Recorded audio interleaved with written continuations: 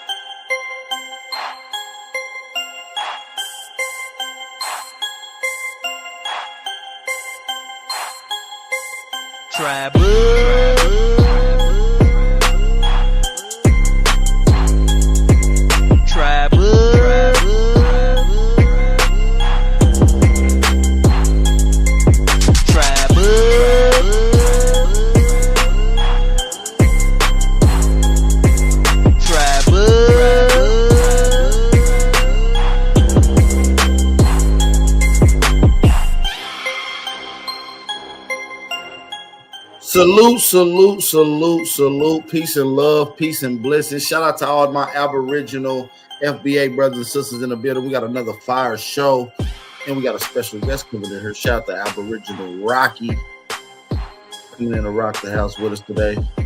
Make sure y'all share this out on all your social media outlets. And let's go. We're going to get ready to get right up into this thing live in action. Salute to everybody that is in the building. Make sure y'all share this live stream out, man.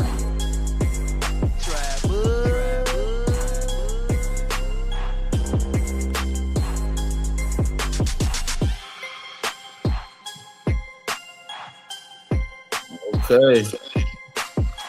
Shout out to everybody that is in the building. Make sure y'all hit that like button, thumb up the video, support the channel.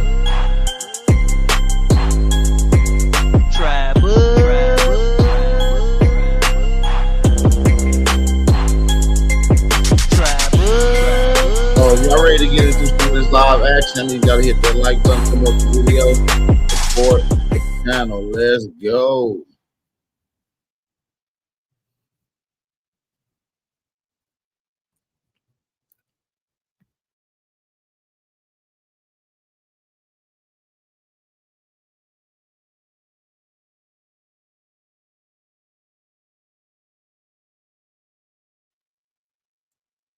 like you said, every tribe have a language, but you're trying to connect language to not having culture.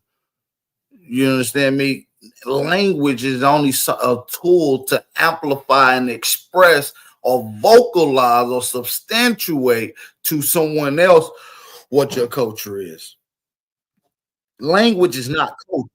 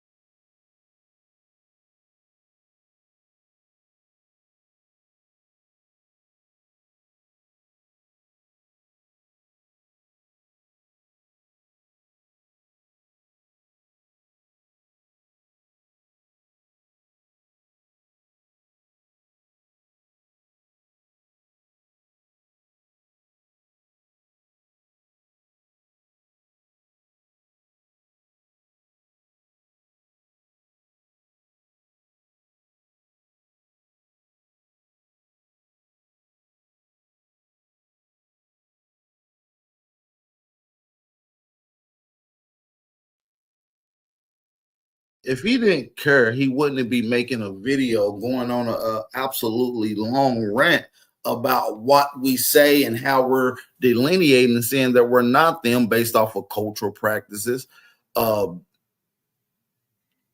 Mic check, mic check, mic check, mic check, mic check, mic check, mic check, mic check, mic check, mic check. Right, if you guys want to go and check him out, let me get a mic check real quick. Let me get a mic check. Drop those fire emojis. However you want to do it, or in the build. I'm gonna run it back just a little bit. My bad, y'all. On that platform. Thought the sound was playing. Gerlado said this. But what is the culture? Y'all let me know if y'all can hear it loud and clear. Let's Every go. culture starts.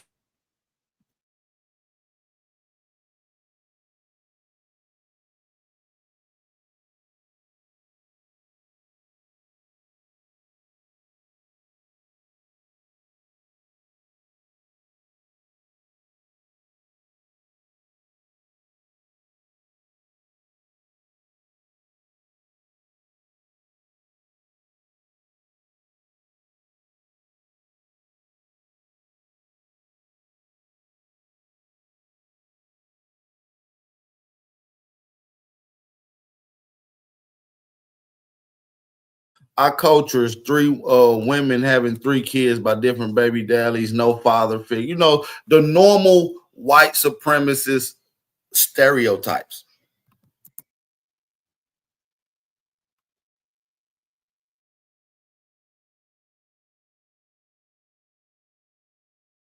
Highest incarcerated black young men in America. That's their culture. I don't know. I don't know is it who the hell culture? The gang. That's not me muting it. I promise y'all, that's not me. In America, speak Spanish. They have something they speak outside English. The Asians the Chinese, everybody speak their language outside English. What do you speak? What is the trace of your culture you're talking about? What is American culture? I want to know what is the black American culture. I keep hearing this culture. Bro, the black Americans are the culture, maybe baby mama culture, you know, baby single women having 3 kids. That's probably their culture. Or the numbers of the highest incarcerated black young men in America. That's their culture. I don't know. Is it the pimp culture? The gang banging culture? Is that the culture? Bro, the black American culture is about wearing, let's say, wearing the Nikes, they want to be on the trend game. You know, these are the culture. But I don't know why the black Americans feel like they should be the center of black people around the world, or they should be the face of black people around the world. Why? Bro, you can have your face. See, you don't even have to declare yourself that you are not African, you are not African American. Bro, nobody give a flying damn about what you think about yourself. That's your own opinion and your own. And that's why I was saying he can't say that he don't care, because he's making a whole video based off of us delineating. And this shows the disruption that delineating and being on code causes amongst these immigrant and tether classes that surround our people. They have been leeching off our people for so long.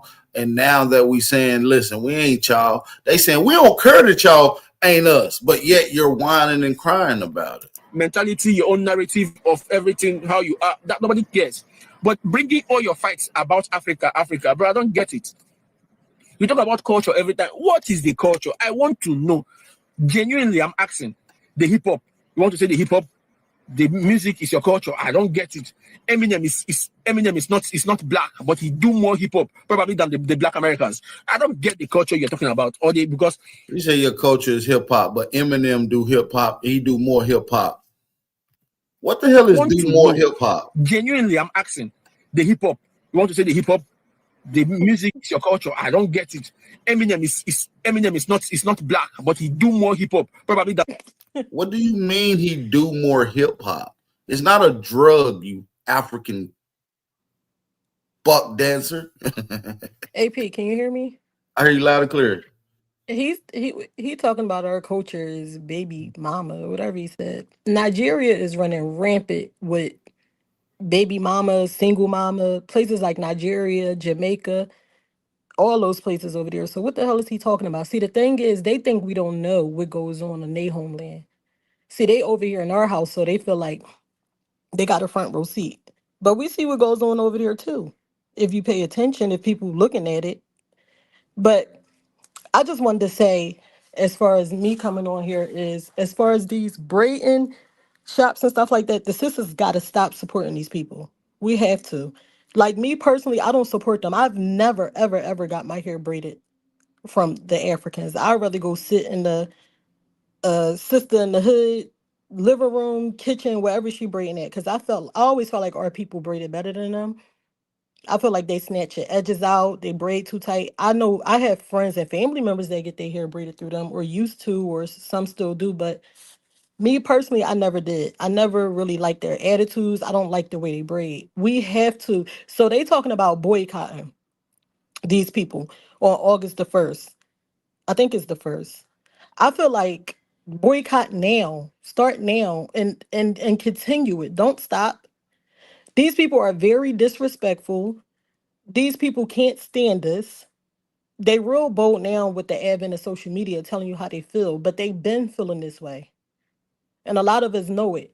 Knew it, know it. So now with them actually coming out being bold, telling you how they feel, please stop supporting these people. It is not just a braiding Yeah, shops we or definitely gotta boycott them. And like you said, it can't just be a temporary boycott. It gotta be an indefinite boycott. This is a forever type of thing. You understand? So that's why it's very important to our women and our men not to support any of these tether business, any of these immigrant businesses, and especially women, these hair salons. You see what I'm saying? Go ahead, baby. You can finish. yeah, because the reason why I was more so focused on that, because there's a lot of whatever you want to call them, FBAs, Black Americans, Americans, Aboriginals, American Indian women, whatever, on these social media saying, they not boycotting them because they got to get their hair done. We've been braiding our hair before these people came over here and started opening up these braiding shops. We've been doing this for years, for eons. Like, I don't know why some of our women act like they can't braid their own hair or find somebody of their ilk or whatever to braid their hair. We don't need these people. That's the problem. These people think we need them. We don't need them. Like, Say, voice your I don't opinion that when I look at these white men, I don't support these people, so it's nothing for me. I've been boycotting them. I don't eat their food. I have never had African food. I don't like Caribbean food. I don't like Jamaican food. I just never did. So I don't have to. I already by default been boycotting them. But for the people that don't, Right. stop supporting these people, please. These people are very, very, very disrespectful. And I don't know why they're so bold. I really cannot wait till these people get sent back. I want these people to go home. I do. I'm sick of these people. Deportation, delineation, and expressing our genealogy. It's that simple. You feel what I'm saying? So shout out to all my FBA brothers and sisters. Hopefully we really get on code with this one as well as we've been on code with delineating. We're boycotting all these immigrant businesses, and I think we need to make it an indefinite thing. And that's really where we're making a change. Being on code, this is When we start to affect their pockets, they start to ask us what we want. Okay? So shout out to everybody that's in the building. Block all trolls in the building, family. All trolls will be blocked. And Block also, a them lot of immediately. these people, they talking about they add money to the economy over here. No, a lot of these people send their money back home. They do. A lot of these businesses, they send their money back home. They have these businesses in some of our communities. They don't support the community. They send their money back home. So what are they really supporting and adding to the economy over here? Right. They So even treat you so much to where you guys even support and send over there to their little islands and give back, whether it's shoes, food, or whatever the case may be. You see what I'm saying? Now that we're stopping and now that we're not helping, they feel like they're being attacked. And the only reason someone can feel like they're being attacked by someone not doing nothing is because someone is entitled for you to do something. They're entitled. They expect for you to fight, they fight. They expect for you to be able to keep giving out these plates and them to eat off of it and them leave you with the dishes to do. You see what I'm saying? Let's get into this clip right here. I think this is one of the clips we wanted to get into. Shout out to everybody that's in the building. If y'all ready to get into this, hit that like button, thumb up the video. Let's go.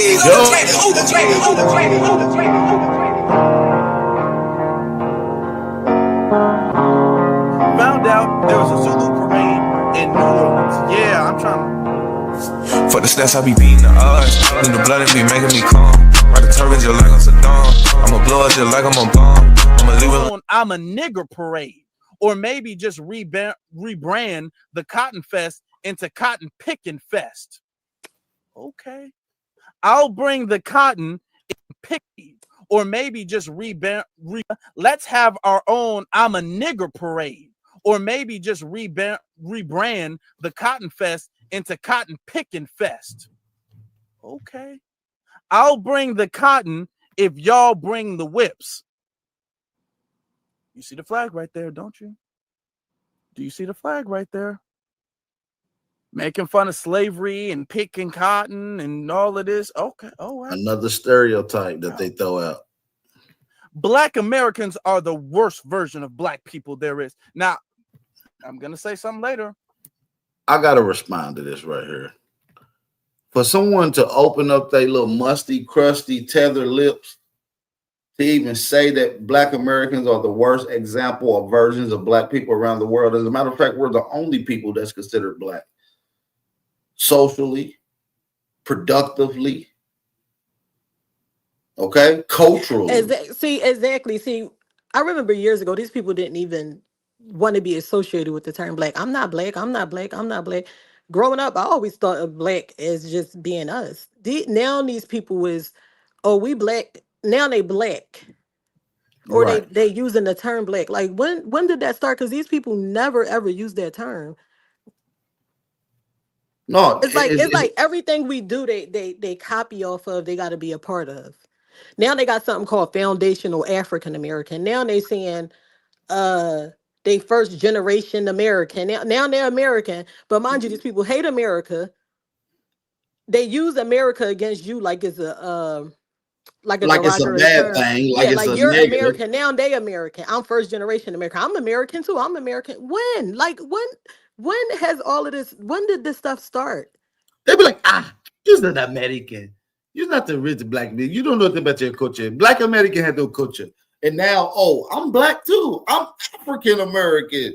Like, you know what I'm saying? If just a couple years ago, they had a whole issue with the term foundational. Because, they was attaching themselves to black, obviously. But when they added the foundational onto, a lot of people took the issue with it as well. A lot of people hate that we call ourselves Aboriginal Americans. You see what I'm saying? Because it's given a lineage, it's given a particular lineage, and it's also given a time frame of being first. See, that's key to us understanding who we are in America. We was here first.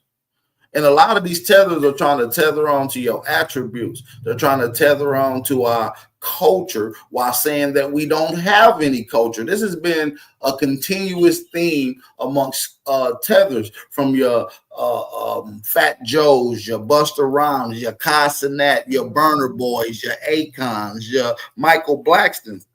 they all have repeated similar sentiments while actively practicing Aboriginal FBA culture, while and also in the same sentence saying that we don't have any culture.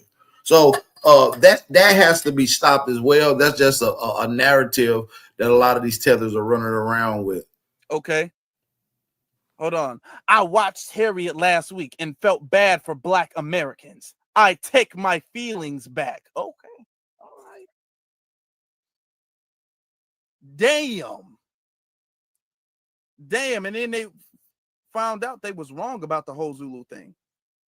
And I'm saying this to let you guys know again, this is not y'all thinking that FBA is a group. It's not, because the same stuff y'all say about FBA, y'all will say about Black Americans. Y'all are attacking the lineage. Y'all make no right. And the reason they tried to make it a group is for a particular reason. If they can make it a group, they can make it radical. And if they can make it radical, they can make you guys seem like enemies of the state, terrorist group.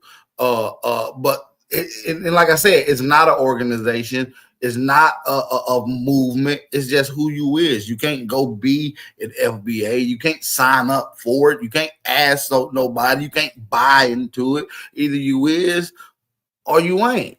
And you know what? These people be going crazy, like on Twitter, TikTok. I don't have TikTok, but they be going crazy on Twitter, TikTok, Instagram. And I notice a lot of the Caribbean, they group up with the Africans. I noticed this. I wonder why they do that. To me, they damn near the same people to me. I mean, I know Right. some people in the Aboriginal community feel like, the Caribbean ain't African and all that, but to me, they the same people. But I it's absolutely agree all with of that. them. It's all of them. All of them. It's like I agree with really we all we got. I don't know when people going to realize that, but us over here, we all we got.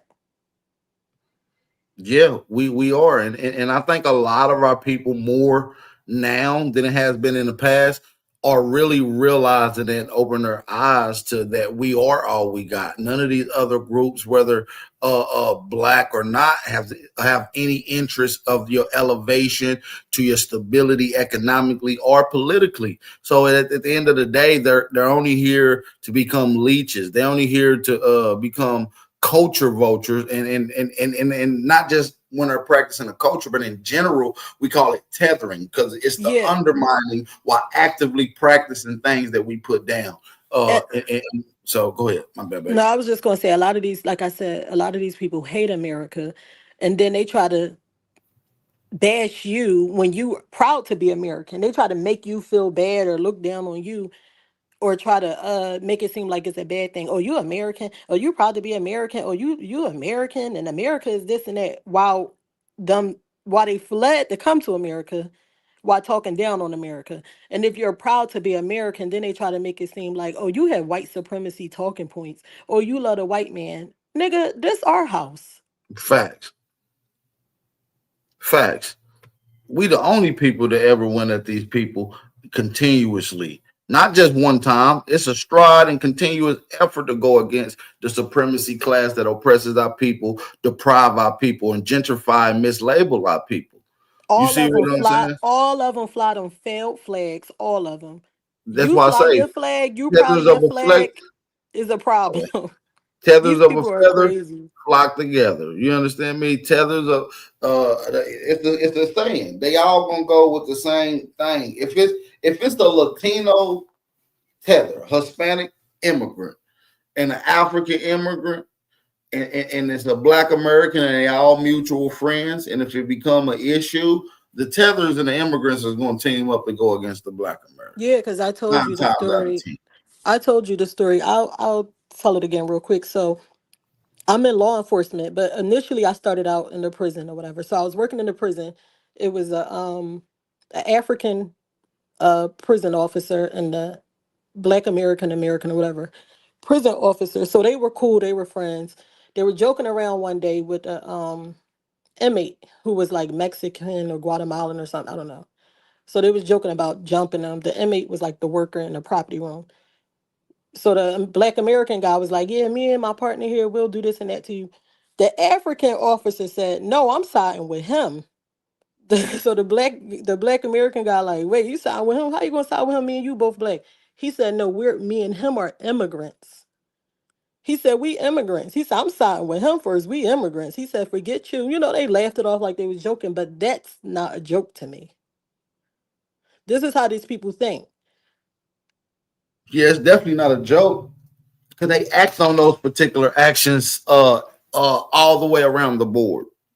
You know what I'm saying? That's literally what they do at their finest. If y'all ready to get into this next clip, drop those fire emojis, hit that like button. If you're new to the channel, make sure y'all subscribe. It's your brother Aboriginal Power, the Hood Journalist. Hey, we got a feature here today. Wait, AP, real quick. See, a lot of our people think, oh, they look like us, they black, we black. These people don't see you as the same as them. We not the same. We know that. We are That's not the true. same. But these some of our people don't know that. They think, oh, they black like no, these people don't see themselves as you. They don't. They see. This is another thing.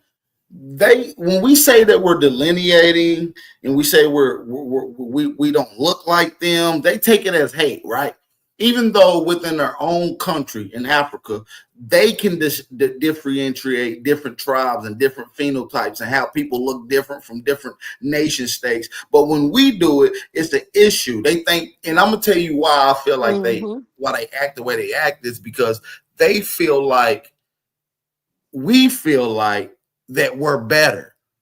Right. But it's really them that feel like we're better, so they act upon that. You see what I'm saying? So when we say we don't look like them, they think we're saying in a negative or we look better than them way. And so you know, it's just a distinguishing factor that we're not the same. Well, I'll go on record to say we are better, and these people are jealous. Yeah, they're jealous. They had to come to our house. We're not fleeing to theirs. So that's their insecurities right there. And they know we better. Because we're not fleeing. And we don't flee like that, like they do. You got some other people that move abroad and stuff like that, but we don't flee. Even when we do move abroad, we bring our own money. We're not going there depending on their government that we're fleeing to help us with subsidies. But it's not fleeing. See, fleeing is when they're running from something. We're not running from something when we move from here to go move abroad. So that's their insecurities right there. They know we better. These people have a deep-seated jealousy for us. They do. They're very, very, very jealous. Yeah, it's almost like, how do y'all pick up on so much jealousy and hate when in reality, Black Americans have never did anything to African people? What do we do to African people? Literally. Nothing. For them to have these type of issues with us, what do we do to these tethered immigrants? Some of us at one point was kissing their ass with all that Pan-African stuff. Facts. I mean, you still got some Pan-Africans around, but that stuff damn near on life support. But some of us was kissing their ass, and they still bigging them up, especially when that Pan-Africanism stuff was going hard. In the 80s and all that stuff, when it was in hip hop and all of that. Right. And they still, these people, it don't matter what you do. These people don't give a fuck about you. They never have. And I'm sorry, I don't care who don't like it. The Jamaicans is damn near worse than me. I can't stand them. These people are terrible. Yeah, they are the worst because they're the ones here in larger numbers. They're in such close proximity, and they're heavily indoctrinated with the Queen's indoctrination. And so by forfeit, they pick up on stereotypes and they tether racial perspectives that is not natural to them because we're not naturally in their way. We're not naturally doing those. So these are borrowed sentiments from the indoctrinating class that they're in front of too. Like I said, so they're kissing the white man's ass being the best bootlicker that they can when they come here, and they're going to do anything they can by any means to stay here. Yeah. And to me, they tether more. To me, Africans do too, but they tether more than Africans. To me, out of all the Caribbeans, I feel like the Jamaicans tether more. I feel like they the worst. As a matter of fact, speaking of a tether, let's get into this Caribbean right here. Let's go. Shout out to everybody sitting. When I'm asking general questions, I'm not asking y'all. Stop dick riding. That nigga is black. You're black. You're just black. Just be your. Do y'all see the connotation with it? Do y'all see the connotation? Before we even get started, do y'all see the ignorance within this little culture tether vulture himself? Casanat would not be Casanat without tethering onto Negro American culture. All right, you guys, we got a phone call coming in. You're live on the air. It's Aboriginal Power. Yo, what up, AP? How's it going, man? Man, peace and blessings, brother. How you feeling? Yeah, I'm doing all right, man. But yeah, man, I'm just calling. I probably ganked a little bit, but yeah, I mean, y'all right about that. It's a lot of Jamaicans. Like, a lot of them cool, but it's like too many of them doing, like, backstabbing practices. Like, I know you on game, know about the Congressional Congress. Most of them, mostly immigrants with the Congressional Black Congress, and the president is Yvette Clarke, and she's Jamaican. And you go on their page, all they talk about is doing for immigrants. Getting them funding, getting them clothing, and promoting LGBTQ. But when it comes to doing stuff that's harming black people, that will help black people, like, they don't have anything to say. Because they're not trying to help black people. As a matter of fact, they're going to do whatever they can to set up shit for their own people. You see what I'm saying? You got that Somalian guy who's running for mayor in Minnesota, who's openly said he's only going to be establishing things for Somali and Ethiopian communities in Minnesota. He's only planning on helping his people. So they're vocal with it while they're putting buck dancing coons in place. Into the normal eye, our people like, oh man, that's just a black person, but he ain't helping us out. Well, that black person is never going to help you out because he's not your people. You see what I'm saying? So right. So yeah, man. She got live OTs also. I got in Congress a politician to help my team on Somalia, and I was over there looking like, this is crazy. Then when you go to the foreign assistance page, and you see Somalia getting like $1.2 billion a year from the U.S. government, and I'm like, we got people right here, black people right here, Aborigines right here, that can use that funding, Absolutely. And we've been asking for funding for a long time. Our communities have went to crap within the last 20 years. There's no community recreational centers of any sorts, and if they are, they're ran down. So the community resources in our community is at an all-time low. Yet you have illegal immigrants come in within the last 2 years and they skip the line and get allocated with resources, from home subsidy to literal money being deposited into their cards, and they're illegal. We have to vote these people out. Right. And the fact with the little recreation centers, like in Chicago, they kicked them out of there and let the illegal immigrants take over and use that for their temporary residents. Go ahead, babe. I know you want to say something. Go ahead. No, I just said we have to vote these people out. Absolutely. We have to. I'm looking out, like, you go on Ballotpedia, that shows who's in your district. Like my district straight, we got David Clark, and he's doing some Aboriginal work, man, trying to get the Yamasee tribes, Okomagi, get the federally recognized, because they're recognized in the state of Georgia. So he's on that end.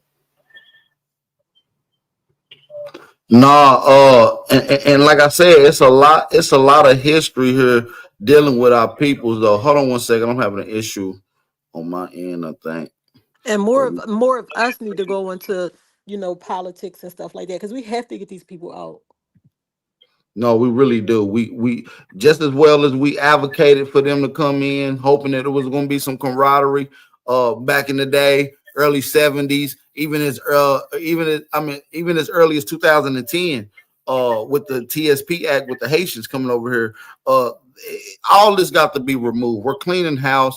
We're on a new process perspective, and that new prospect and perspective is expressing our lineage, gatekeeping our culture, getting on code, and delineating. Shout out to my Aboriginal FBA family, and I appreciate you for calling in too, big brother. All the time. Peace. Shout out to everybody in the building. Anytime y'all want to call in, the call-in number is live on the screen. Anytime y'all want to call in, please do not hesitate to call in. Let's get back to some more of this live action. Keys on the track, on the track, on the track, on the track, on the track.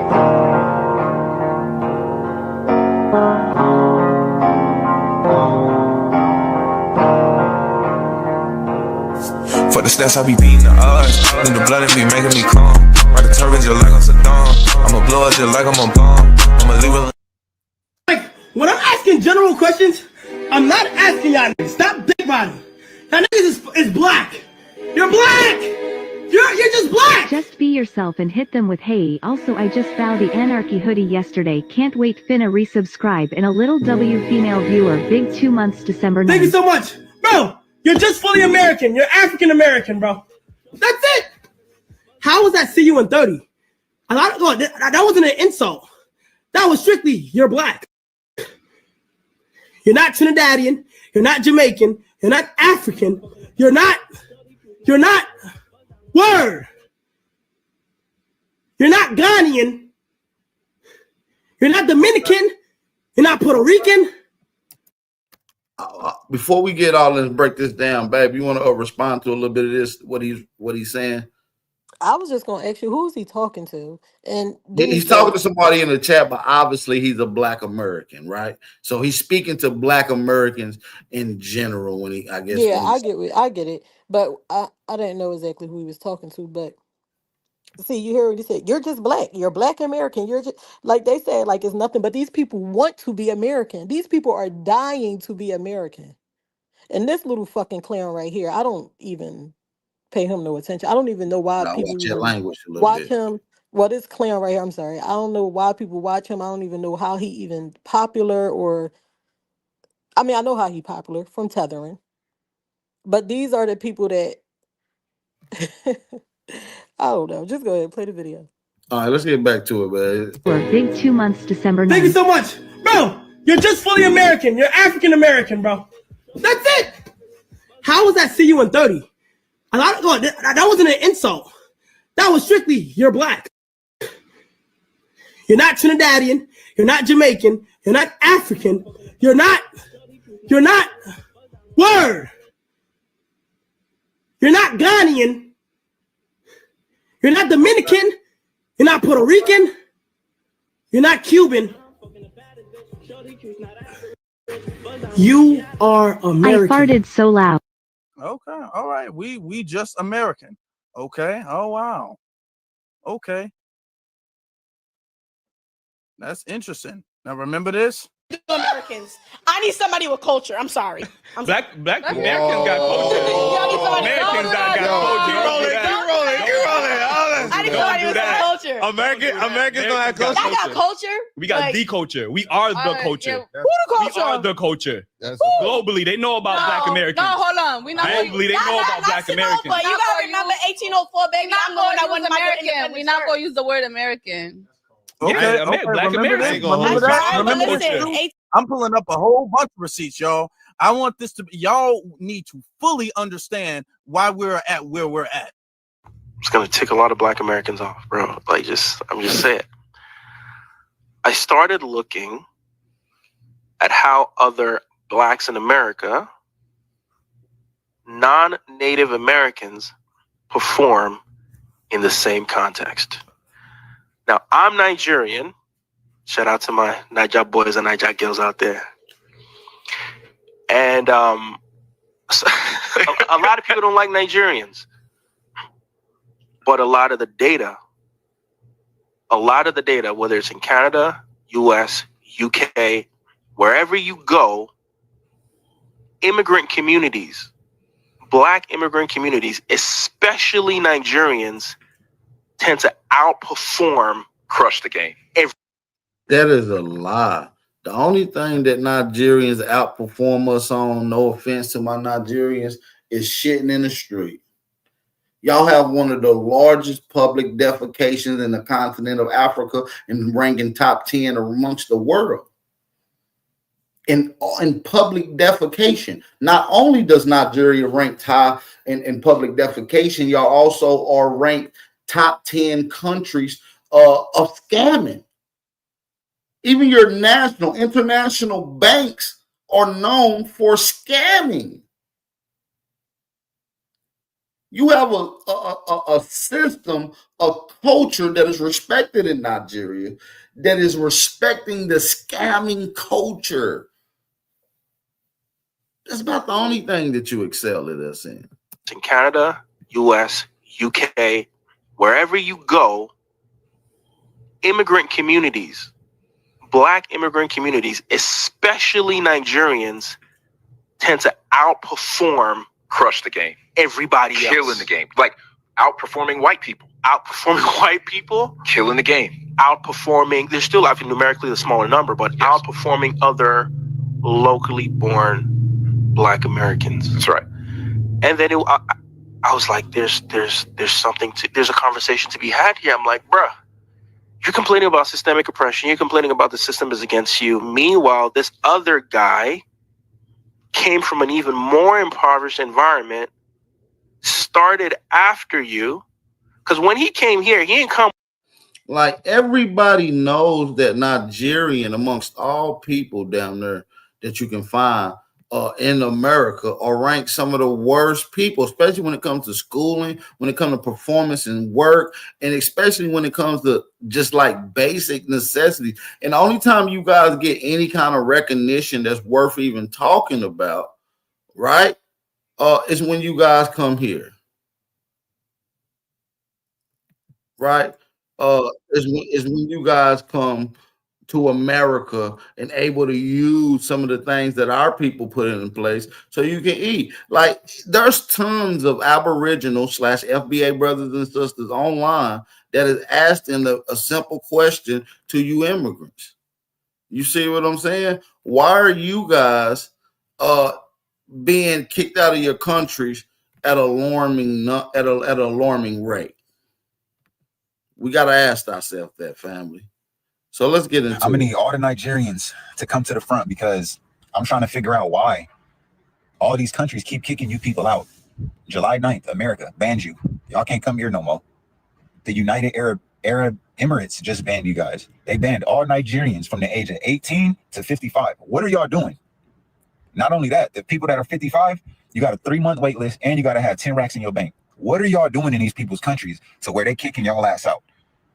If you're in between the ages of 18 and 55, you are not welcome over there. They running so many damn scams, fam. I'm talking about from nursing scams, CDL scams, marriage certificate scams. They're running all kind of scams. We got another caller calling in from 860 area code. You're now live as Aboriginal Power, the Hood Journalist. Talk to me. Hello? What's going on? Well, I'm calling because... Auntie, what's the word? Well, hey, Bab. Hey, DC. What's up, Rocky?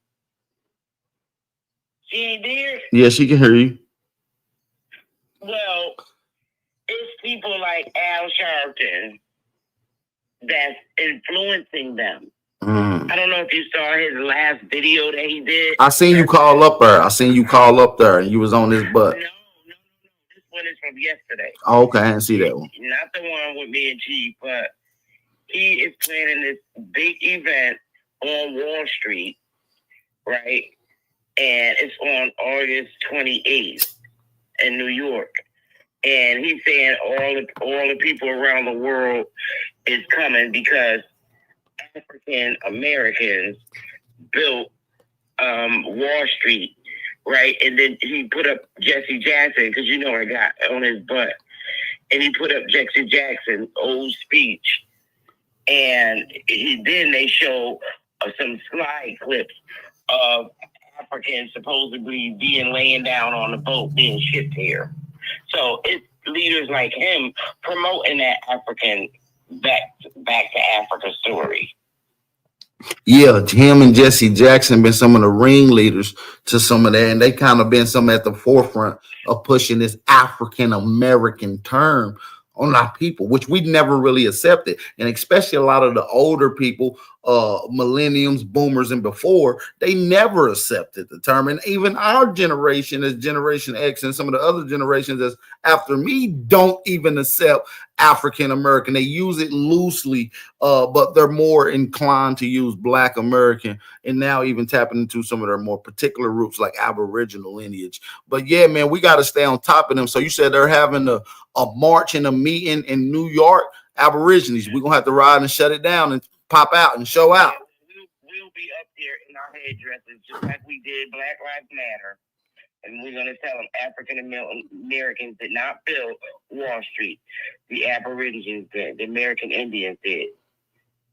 Absolutely. With our mouthpieces. So we'll be up there invading. We going. I think that's going to be beautiful. And if I'm able to make it up there, I think we'll ride up there and show out. Because I want to ask old skinny leg Al Sharpton a few questions as well. Babe, you want to talk and say something, Sister No, Betty? I was gonna ask Sister Betty, when did she say the date was again? August what? It's August 28th. It's on his website. It's on his channel. I even got the footage up of it. I wish I could show you that. You can come on. I'm gonna allow you to come on and just say I'm about to drop the link. Matter of fact, I'm gonna send it directly to your phone. He's gonna be mad when you see it. I'm telling you right now. He only did that because the day before I had went in on him on his channel. And I'm glad you checked his ass. So yeah, I'm gonna send you the link directly, and we'll come on and play that clip, and we'll react to that. Me and Aboriginal Rocky will react to that. We will do that. Oh, nice. I'll be in the chat. Anytime. I'll tell you. Right. Shout out to Chief Morning Thunder, y'all. Make sure y'all go subscribe to her channel as well. Over there, Sister Betty. But yeah, man, these Nigerians are being kicked out, like I said, at a larger numbers, like my brother on the screen is just conveyed to us. Why are y'all being kicked out of every nation that y'all go to? And like I said, I can only think of scamming and bringing trash and filth to another person's nation. That's all I can get. And once anyone starts to see that type of accumulation build up, they're going to want to be able to solve the issue. And if the issue is Nigerians, then they got to go. And obviously, America banned them in July. But see, so like these Nigerians, they beef with the Ghanaians, all them African countries over there, they have like internal beef and stuff, right? But when all of them come over here, they all get on cold with each other and they all go against us. Not just them, all of the immigrants that come over here and do that. All these immigrants fight amongst each other in their own homelands and stuff like that. But when they come over here, they all get on cold against us. All of them do. Well, that is their code. That is their code. See, this is the only code for someone who has fled and abandoned their homeland is to get on code and stay in someone else's land. And that's going to be the same code unanimously around the board for all immigrant groups, no matter the shade, like we was explaining earlier. You see what I'm saying? They're going to stick together. Tethers of a feather ride together. But see, all these people came over here to take our place because they know that this is our homeland. Yes, they came over here to take our place, to replace us. I think that the people know that they're not going to be able to produce nothing. They're culturally homeless, right? Thanks. Right? They're literally country homeless as well. So they're not producing anything known to the world invention-wise, innovation-wise. So what's the use of them here is besides doing cheap, hard manual labor? And eventually they're going to be expendable and then tossed out like a disposable needle. Mm-hmm. You see what I'm saying? So I think they're understanding that no, it's going to be a waste of time. It's overcrowding. It's going to cost us too much money. If we just clear house, focus in on who we need to focus in, happen to be us, because now I think our voice is being heard a little more. So the more and more we get on code, the more and more we can amplify this restitution / reparations conversation. Because I think this is what ultimately needs to be the broader conversation, not just delineating, but also this reparation conversation. Obviously, delineation being a key part of separating from other immigrant groups to being able to attach themselves to us, which they have been doing since the time that they have got here. So, restitution, reparations is all in the works. I think the voices of the indigenous so-called FBA family has been spoken more than anything, and I believe that the leading class in the European class that's in America is now becoming frustrated and irritated with a lot of the immigrant classes themselves, because Nigeria is not the only band of people that's not allowed to come over here. There's a few other nations. Yemen is not allowed to come over. The people from Yemen, I believe it was a law passed on them where they banned them from coming over here in July. So I believe our voices has been heard more than ever.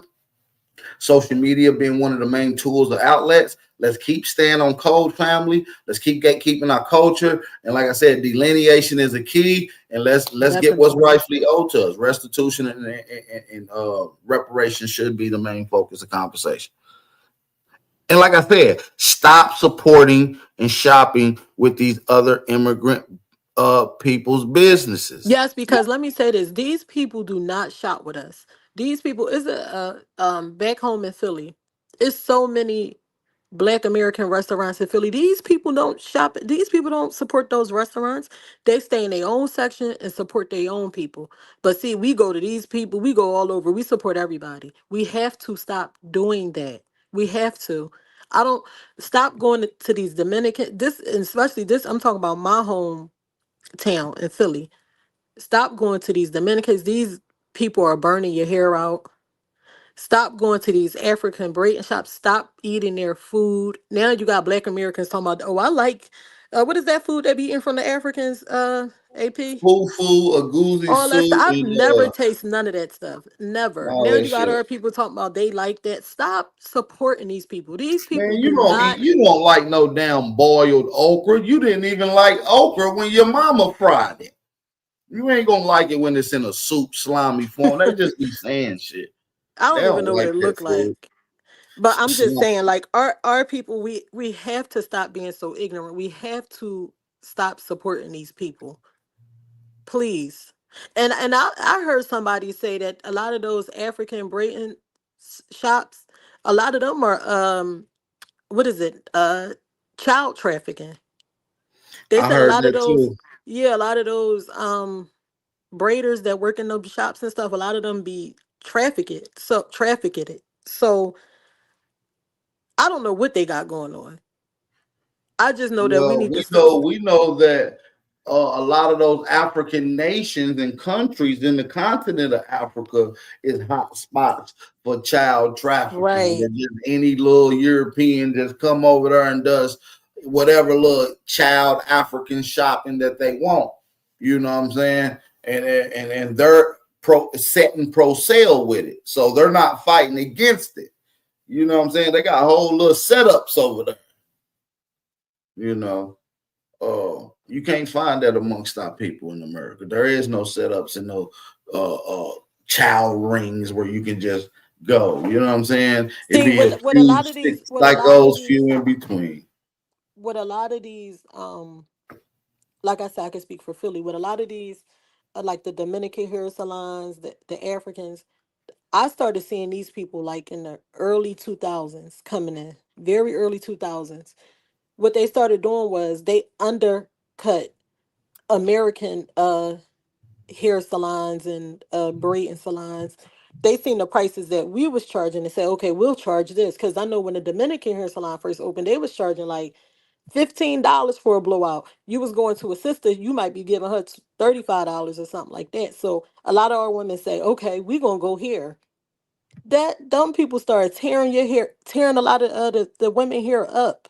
All that heat at the Dominican salon they put on your hair. Them people don't care about you. They in them salons, they speak in their language. You don't know what they saying. A lot of people feel like they was talking about them.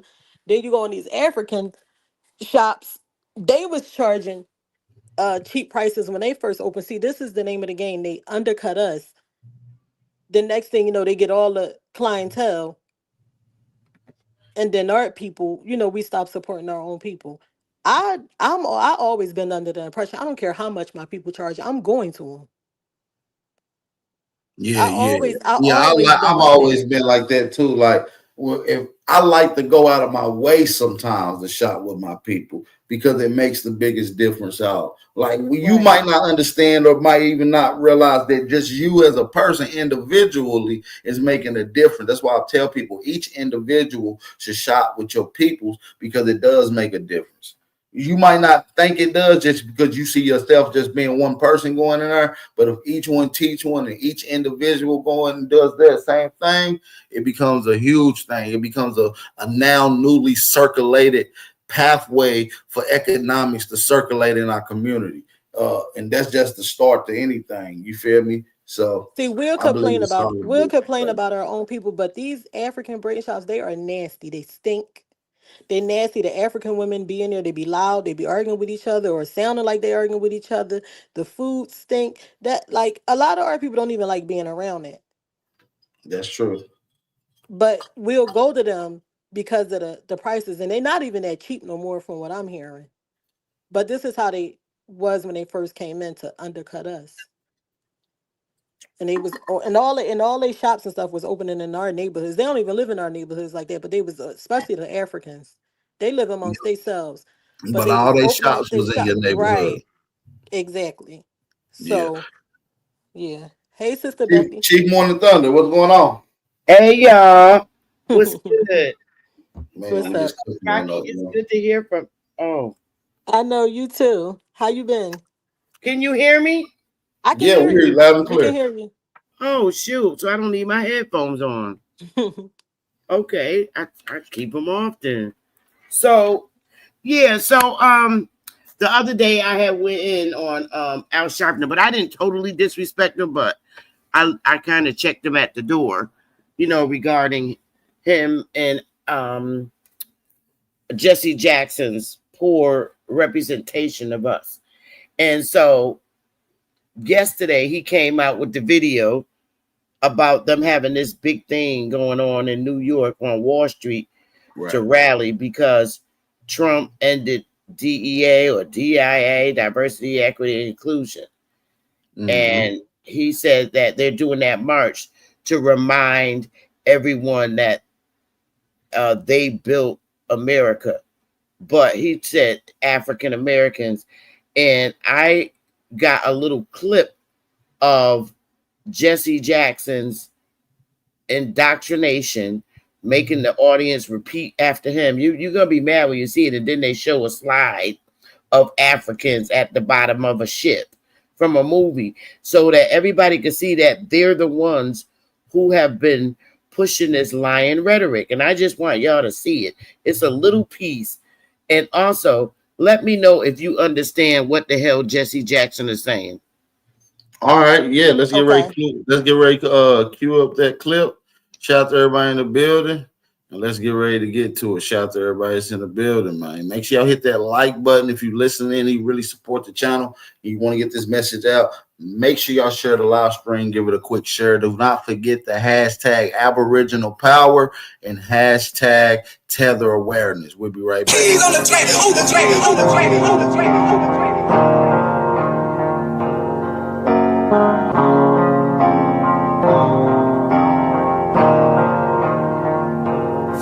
For the stats, I be beating the odds. And the blood, it be making me calm. Ride the turbines just like I'm Saddam. I'ma blow it just like I'm a bomb. I'ma leave it. We got your clip ready to go. Whenever we ready to okay, go. Just listen to this little piece. I got it turned up. I hope y'all can hear it. White, red, and blue. It's about America, and I think our military should definitely step up to the plate once we get to these files. But I think they also need to be saying something about the release of these files as the Army, Navy, Air Force, and Marines. All right, thank you for your call. Let's take a break. Shopton, Jones Austin, be right back.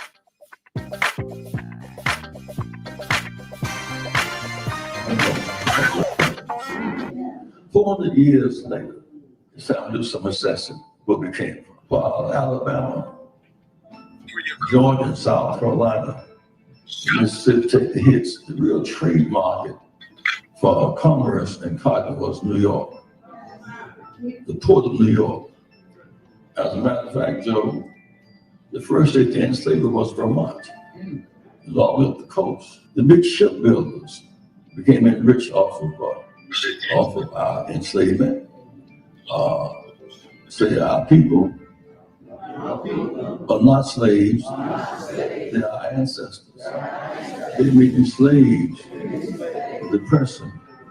They're our ancestors, they're our foreparents. The money is made off of the commodity. We were the commodity in the commodity exchange. And they would okay, you see that, right? They export cotton and tobacco. Right. And they built the whole economic system around Wall Street. Africans, because they feared the Indians would attack the Dutch, built a wall on Wall Street. That's what they named it Wall Street. It's the Africans, with logs and trees, they built a wall around Wall Street, keep the Indians from attacking the Dutch. So Wall Street was named after us.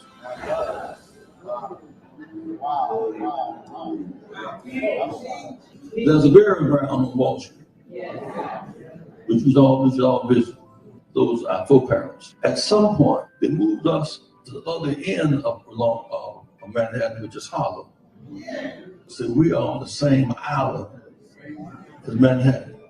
Manhattan, Harlem, Wall Street, on the same island. Harlem is right down the road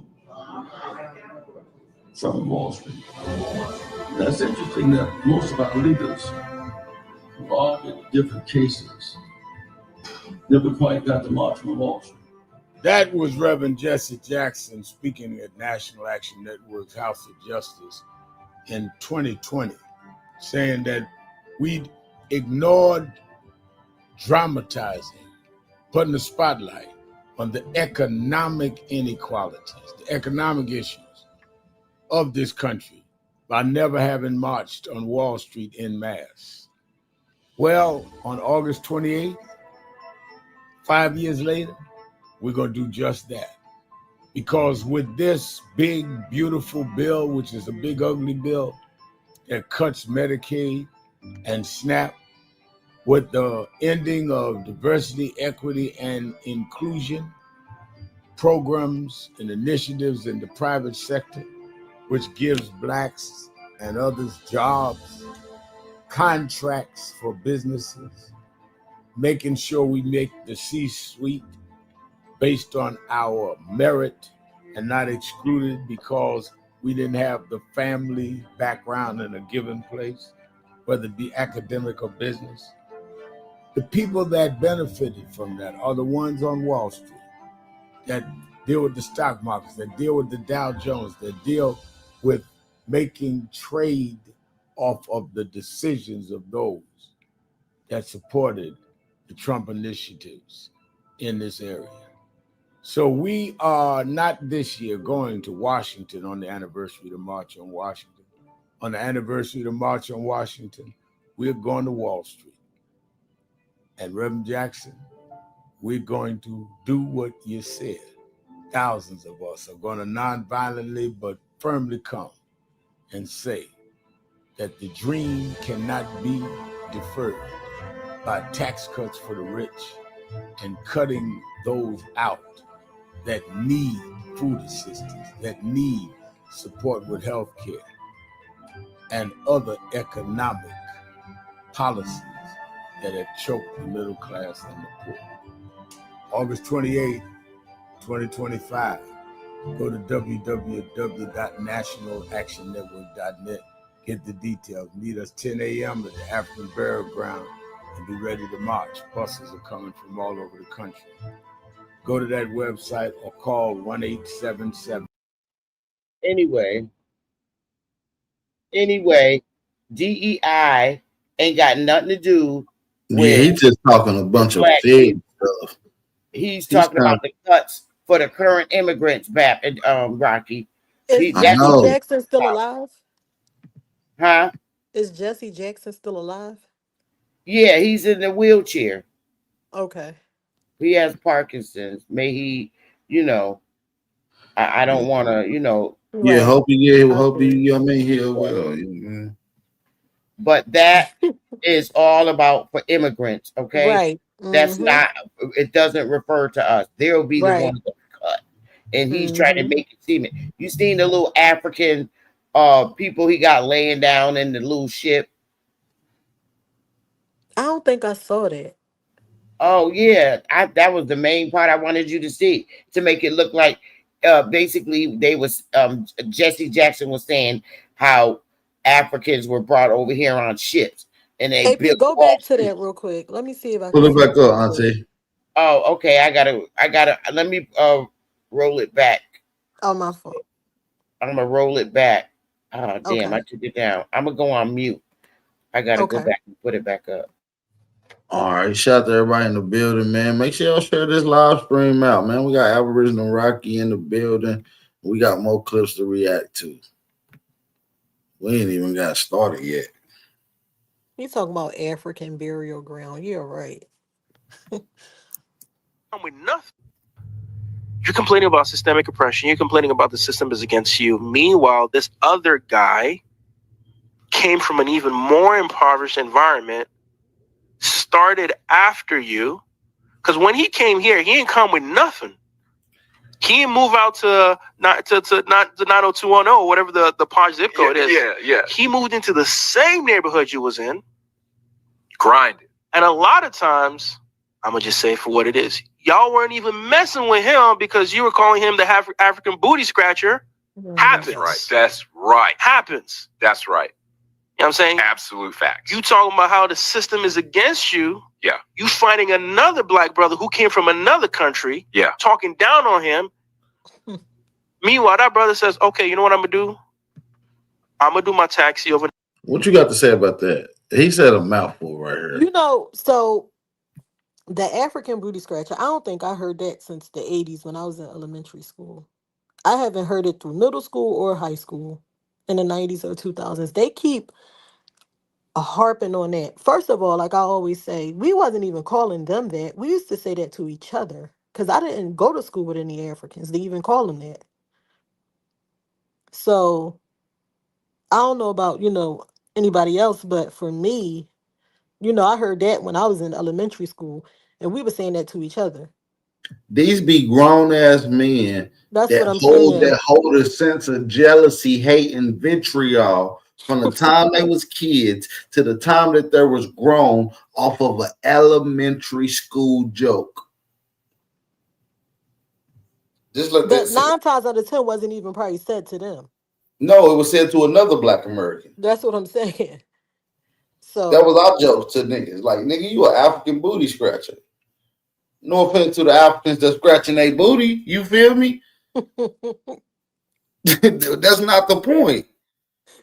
We just saying you a little tribesman. Like, you feel me? That's just all excuse for them to show their hatred. Oh, you call me an African booty scratcher? I'm gonna really show you how much I hate you.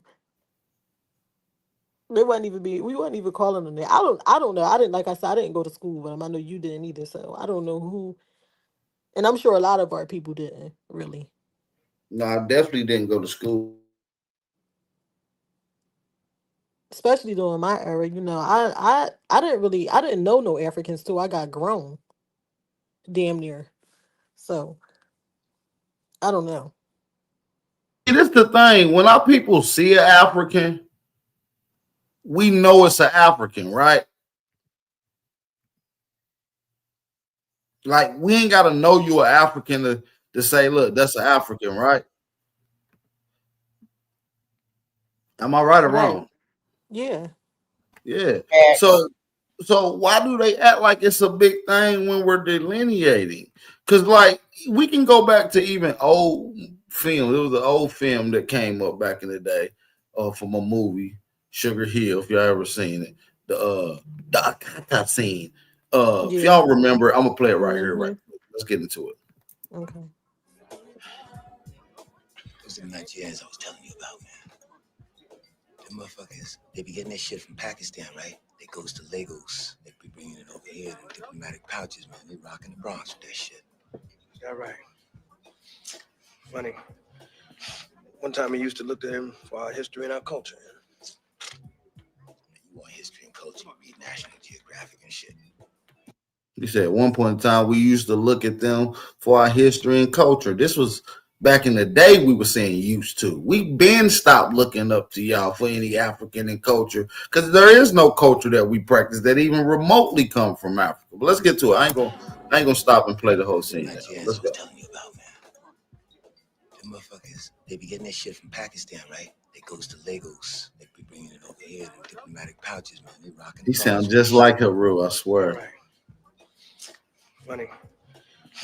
One time we used to look to him for our history and our culture. You want history and culture, you read National Geographic and shit. Tell you, man, no, we get with these motherfuckers, man. We can get out of bed with Gus and the rest of them wop guinea motherfuckers, man, like a bunch of cheap $2 hoes. I mean, let's motherfucking go over and take care of some business. Come on. Untumbe. How are you? See, our people play too much. Untumbe. How are you? I'm good. How you doing, Renato? How are you? Very good. How's it going? This is my brother, Romello here. It's a pleasure. I've Told seen you him all about around. him. Yeah. Yeah. How you doing? He's what's the deal? Well, we've been thinking about this, Renato, and it won't work. We can't work with Akata. You know, you do. We can't work with the Akata. He said it just so smooth and with a smiley face. Yeah, we can't work with the Akata. In other words, the cotton picker. That's what Akata means. What's the deal? Well, we've been thinking about this, Renato, and it won't work. We can't work with Akata. You know, you do your thing. Wait, We do our thing. Wait. This is my brother. He's a very, very busy man. I understand. This is not a personal thing. It is something we cannot do it. So it's not a personal thing. We just can't work with you. We cannot do it.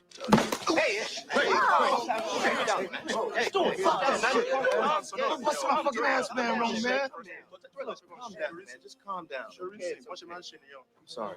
Look, my brother was under the impression that you want to do some business. Maybe we can just have a seat, have a drink, maybe sit down, have a nice little diatribe, so we can work this out.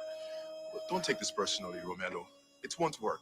You do your thing, I do my thing. You know, it won't work. We can't work with Akata. We can't work with the Akata.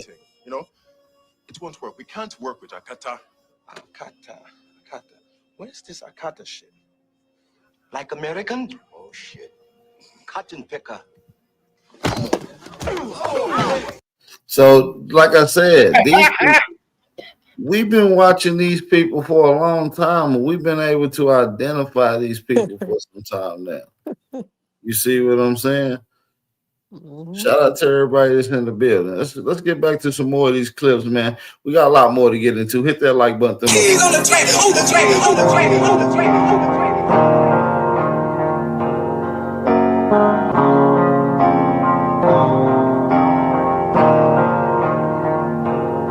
For the stats, I be beating the odds. In the blood, it be making me calm. Ride the turbines just like I'm Saddam. I'ma blow it just like I'm a bomb. I'ma leave it. The celebration of black people in America being set free from slavery, because black people weren't set free until 1865 in December when they ratified the 13th Amendment. And even then, that's still a stretch. So again, with that idea, why would any other person from the country celebrate Juneteenth? And let's just say we decide to stick with that idea. That would mean that 4th of July, black people can't celebrate, because during that time, black people were not seen as humans, let alone as citizens. And this is why I'm making this video, because it's Juneteenth. I shouldn't be making any videos, because Juneteenth should be a part of Pan-Africanism. Today is literally the day that African Americans in Texas were told that they were set free. Everyone should celebrate that. So no, if you're black in America, you better be celebrating Juneteenth. Okay. Just take over everything, right? Just take it over. And then you have the situation, again, you have the situation with Essence. You have the owner of Essence. They openly admitted that they want to focus Essence. So this ain't nothing new. Them people been going at us, not wanting to work with us, taking our stuff and trying to reculturalize it, rebrand it. You know what I'm saying? So these people simply understand. Like I said, that movie Sugar Hill was from 1994. And they were stating then that they don't want to work with no Black Americans, aka the foundation, aka the Aboriginal family. Let me run these statistics back. Again, you have the situation with Essence. You have the owner of Essence. They openly admitted that they want to focus Essence. They want to change the way Essence was operating to make it more quote unquote global and have the focal point be Nigeria. Do you guys remember that? So all of this stuff it leads up. It's not one single situation. This wasn't just about Essence. This wasn't just about Juneteenth. This is a thing after a thing after a thing after a situation after an incident after one after two after three. It's so much stuff that you at any logical person is going to be all like, hey, something got to be done. We got to do something. Y'all taking over Juneteenth and y'all sitting up there bragging about it, telling us that, or Essence, sorry. And y'all sitting up there bragging about it like, hey, we bought it, didn't we? You can't say nothing to us. We bought it. So if we bought it, y'all can't say nothing. Remember? Look at this. Keep non-Black Americans away from things that are for Black Americans. Why is there a Jollof versus jambalaya competition at Essence Fest? Because this is the owner of Essence Fest. And as you can see, he was born in Liberia. That's not Mississippi. That's a country in Africa. Okay? Again, this is the CEO. Again, shut up. We don't give a damn about no damn Jollof. She look like an alligator. Always being condescending, talking about this is not Mississippi. Girl, shut the hell up. We know. She She look just like an alligator. Look how her mouth. A damn crocodile. They look exactly like what they eat. But this is my thing. If y'all bought it, okay, make it all about y'all culture. Don't have nothing about our culture in it. Just change it all over to everything in y'all culture. Just so they bought the network. They bought Essence, which is like a what is it, like a magazine? Yeah, and what I heard that they got a Liberian guy as the face of it, right? But that Liberian guy is just some face that they put up. He's just some broke guy who's got some very, very, very small percentage, if anything, but it's actually owned by some German guy, the same guy who owns Hellman's Mayonnaise. I think he owns part of Catalog. He's into a lot of big businesses. You know what I'm saying? He's one of them big multi-consumer customer guys, German dude. And they had to find a face to put behind it because the German face behind Essence wouldn't make any sense. And I heard that they're really trying to rebrand Essence as more of a makeup thing. So they're trying to push it towards Black American, and they're trying to push this new makeup and product line that they're trying to push, because that's what Essence mostly pushes as well in a lot of these international places. Besides, I got that video up again, Rocky. Okay, I'm ready. Y'all want to see? Okay, let me do a share. Yeah.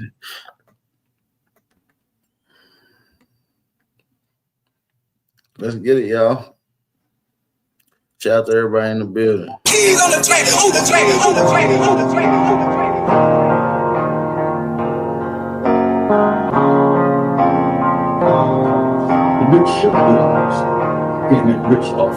For the stats, I be beating the odds. In the blood, it be making me calm. Ride the turbine just like I'm Saddam. I'ma blow it just like I'm a bomb. I'ma leave it. Not slaves, they're our ancestors.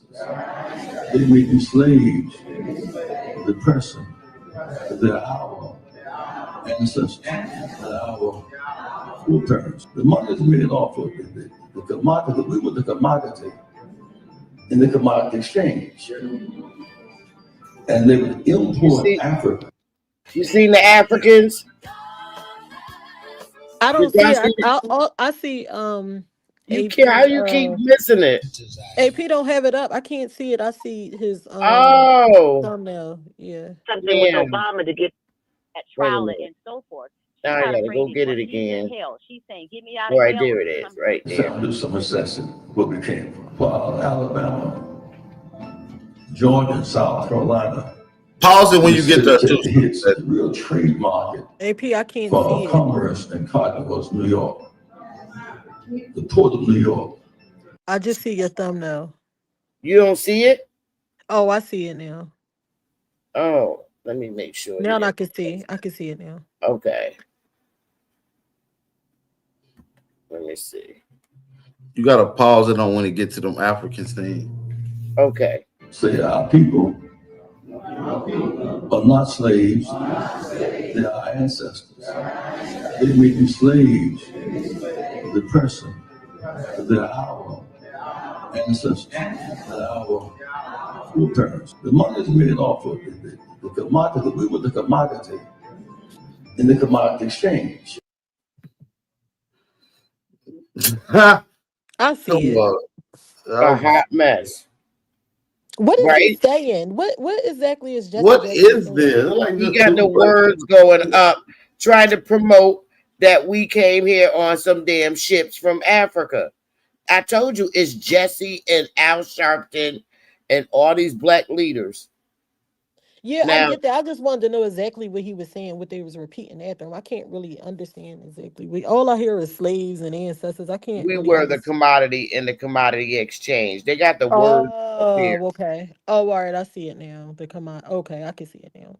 And it's just them. So now at the end of it, Al's letting everybody know that they're not going to Washington, D.C. this year. Mm-hmm. They're going to go to Wall Street because they built it. No, he's trying to promote this Africans coming on a slave ship and that they are the ones that built Wall Street, which is a damn lie. We built it. Yep. We built Wall Street, not no African. Right. So that's why I'm going out there to say no, Africans did not build Wall Street. We did. Man, Africans didn't build nothing. They haven't built anything in their own country. And what I can't stand the most is this fake "we are divisive" conversation. Are y'all familiar with this? We are divisive conversation. Sister Becky, do you have the audio of when you called? Oh yeah, I got that. That was funny. That's one of those. I hate that we are divisive and we're causing division. And when y'all are some of the most divisive people on the planet, and in Africa right now, they're beefing. Like Nigerians and South Africans are going at it. They're going at it online. They're going at it in real life. Man, as a matter of fact, let's play the clip. Let's go.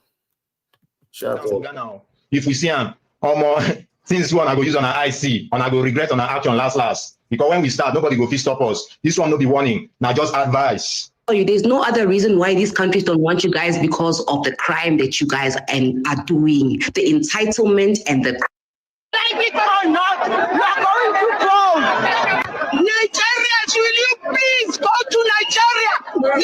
Our South Africa is rotting because of Nigerians. Who no see video say one Nigeria don't go down for Ghana. If we see him, since one I go use on an IC, and I go regret on an action last. Because when we start, nobody go fit stop us. This one no be warning. Now just advice. There's no other reason why these countries don't want you guys because of the crime that you guys are doing, the entitlement and the. I remember when the South Africans was kicking them out. Wait, Sister Bethy. So when you called, what did you say? I'm getting it up now. I told them that we're not Africans. Yeah, I did. I'm pulling it up now for BAP if he want to show it. Yeah. As soon as you're ready, we'll pull it up. I'm mute. Okay. Yeah, as soon as you're ready, we'll pull it It's up. affecting future lives. We've seen what the UAE has said. UAE has decided that 18 to 45, you are 18 to 45 and you're Nigerian, you cannot enter into the UAE unless you are accompanied. And if you're over the 45, you need $10,000 in your accounts. South Africans, if I can tell you how much Like, I'm not trying to make fun of nobody, but this African lady looks hideous. The one with that wig? Yeah, she like that little Grimace. You ever seen Grimace? That little Grimace milkshake, that little purple little monster looking thing. She look like Grimace with a wig on, like my brother said in the chat, bro. She is.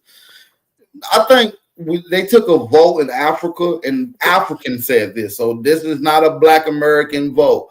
Africans themselves voted that Nigerian women are the least prettiest women in the whole continent.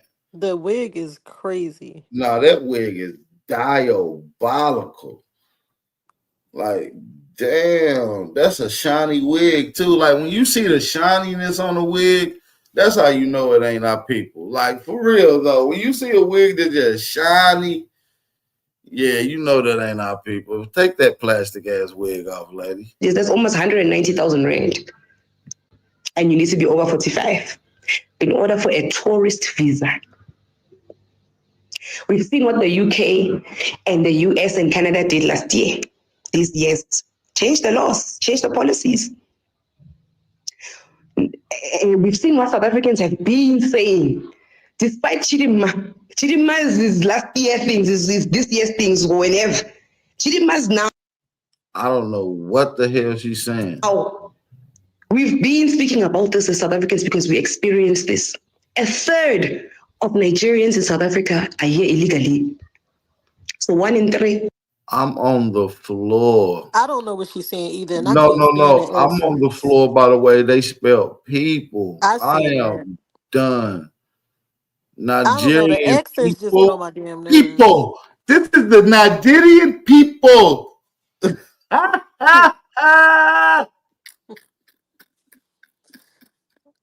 don't They know. The really accents are spelled so it like that. Is crazy. My bad, babe. Go ahead. No, I just said the accents are annoying. They get on my damn nerves. All of them. Oh Lord, that is insane. What is she talking about? So South Africans not liking them. So let's play a South African that responds to this. I think a South African responds to this. To go home. Ghanaians should not even dare to try this because there are more Ghanaians in Nigeria than Nigerians in Ghana. Ghanaians are planning a protest called Nigeria Must Go, demanding all Nigerians living in Ghana to go back to their country. But if they mistakenly do this protest, they'll be the one to regret. Oh, y'all forgot. Now Ghana and Nigeria beefing. So you got Nigeria beefing with South Africa, and they beefing with Ghana. Come on, man. But Nigeria and Ghana been beefing. But again, when it's us, they'll team up against us. They'll come together against us. They've been beefing for years. Stupid nigga, I don't care that he's Nigerian and not from Ghana. Nigga, we go to nigga. You crack baby.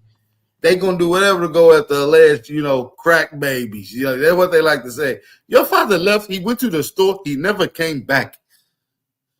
They always say some stereotypical shit about our people. I don't even know where they got that from. I don't know nobody. I don't know neither. When listen, per capita, black men are more involved with their in their children's lives than any other people. They're in the household more than any other ethnic group of people. You got more single white women right now, if you just want to compare them to us, more single white women running around America than it is single black mothers. That's a fact. I don't know where these statistics come from.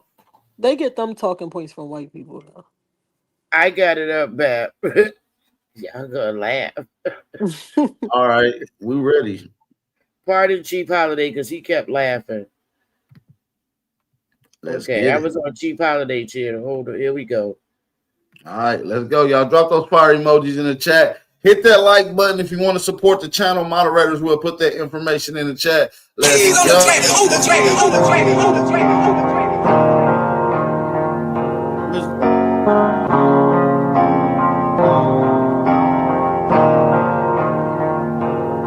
For the stats, I be beating the odds. In the blood, it be making me calm. Ride the turbines just like I'm Saddam. I'ma blow it just like I'm a bomb. I'ma leave it. All right, we live and at it. Little perm pack behind.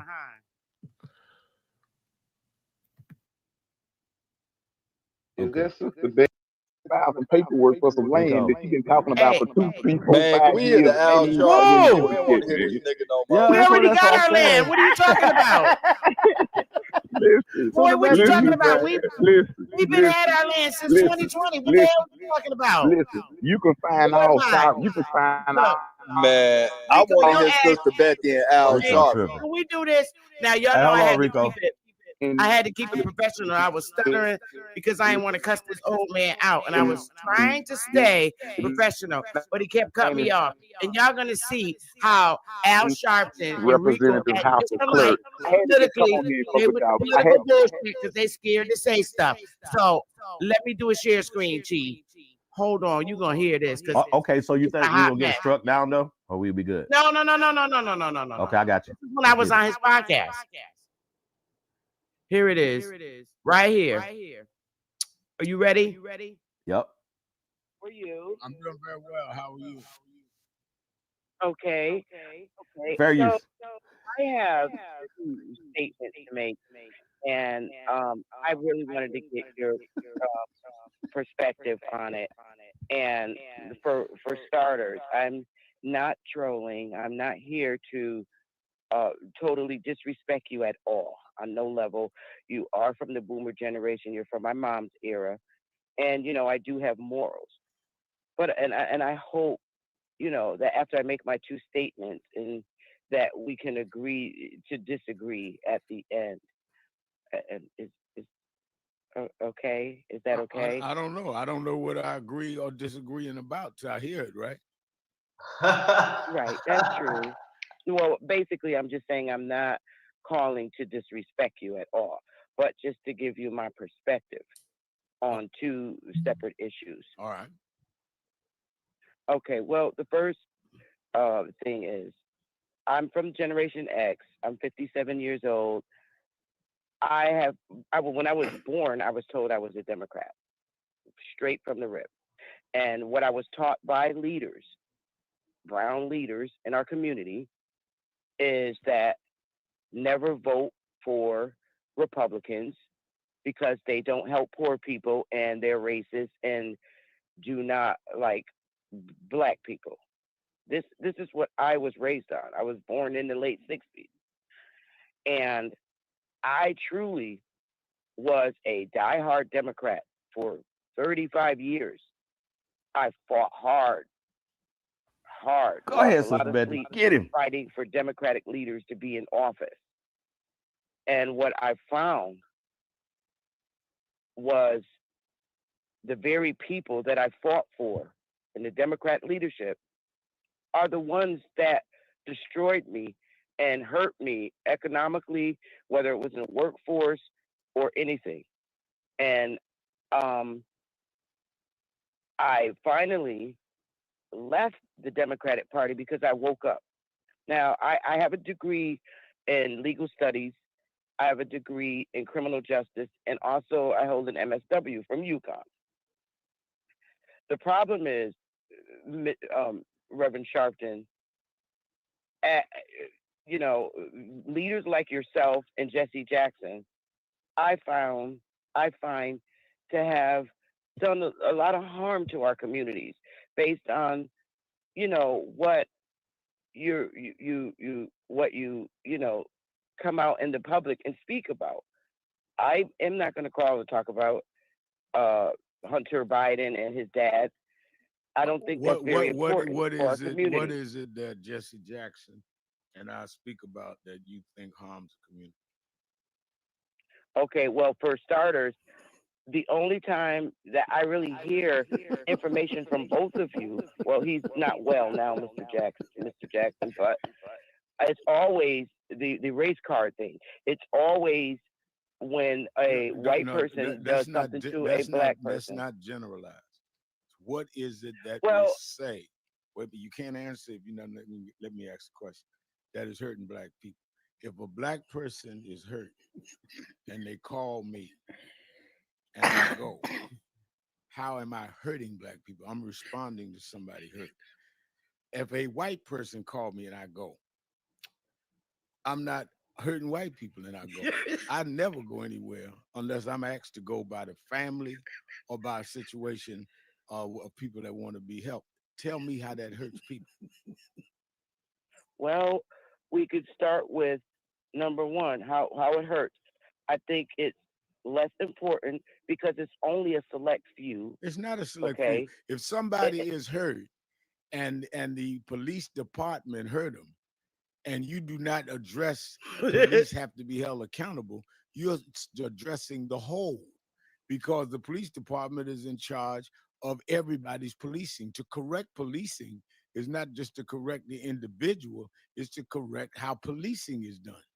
That is as you say you're in a business, right?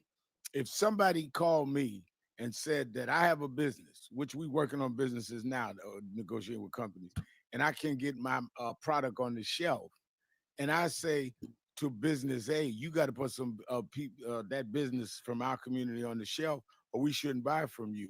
I'm not doing that for you. I'm doing that also so there is a different corporate policy that helps everybody. I think you're missing my whole point here, Reverend Sharp. All right, go ahead. The more important thing is what's going on with our people. It's like you just mentioned, and I was listening on the phone for like 45 minutes. Well, we're going to do a march because they're cutting Medicaid, they're cutting this, they're cutting that. But sir, of all due respect, our people don't continuously need handouts. Our people need Medicaid. are having economic issues. Do you know what Medicaid is? So that you could properly respond, sir. If I don't hold finish, on a minute. Hold on a minute. I got to. Let's see now. But find out in the break what Medicaid is. That ain't a handout. We invest. I'm getting ready to come back. I'm gonna scroll to Social where we pay for when he bring his That's ass not a back handout. on. You need to do a little research. I'll come right back to you. He talking about you need to do some research, but he run to do some I research. know. Shut the fuck up. I don't think you understand what Let me is a handout and what is an I'm gonna get his investment. ass later Taking on my out show. Let me people's see. checks Hold to up. pay act through justice, policing. Hold up. Uttenberg used to be president of Motown. I'm gonna Happening find all the it. time. You had to be loud in New York. You had. Hold up. Hi, Reverend Sharpton. Yes. Okay, I've also, of all due respect, I wanted you to know that I am aware what Medicaid, Medicare, Section 8, food stamps are. I was raised on food stamps as a child. Secondly, I am a current government employee for the state of Connecticut, and I have been for 40 years. I'm still there.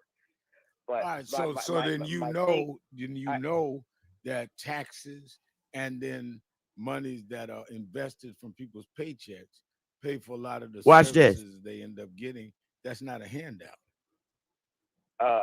What I say is the handout is because of the immigrants being able to come over here. No. Now you're playing games. Now you're playing games. We're not talking about immigrants. You said black people.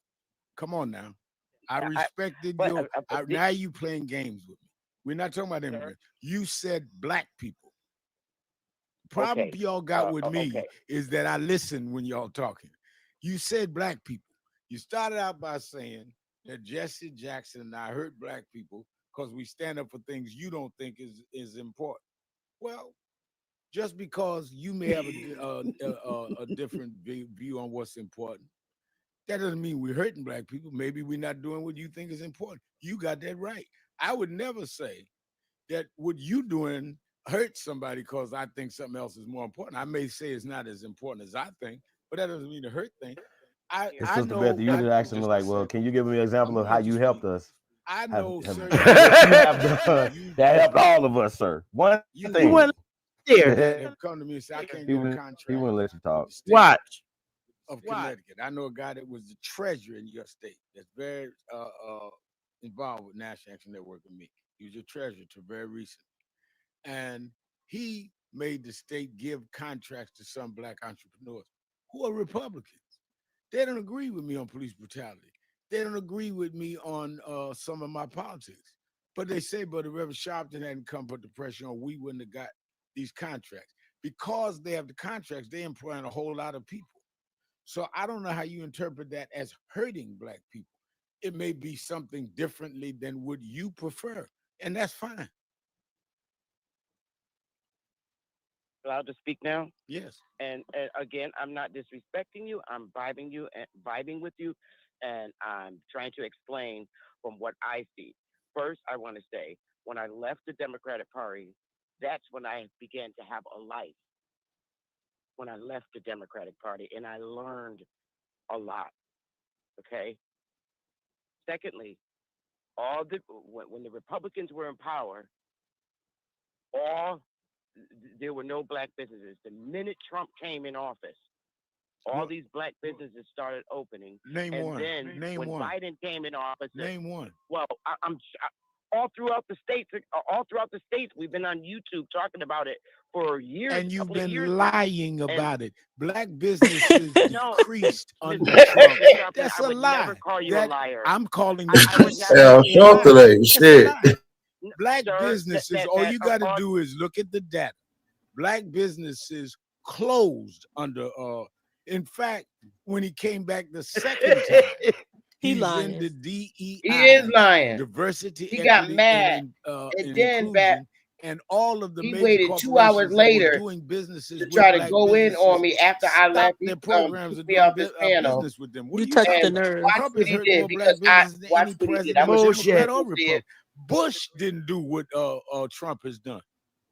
Bush didn't do that. Sharpton, I have to respectfully. No. We're agree not to disagree with disagreeing. you. We're not disagreeing.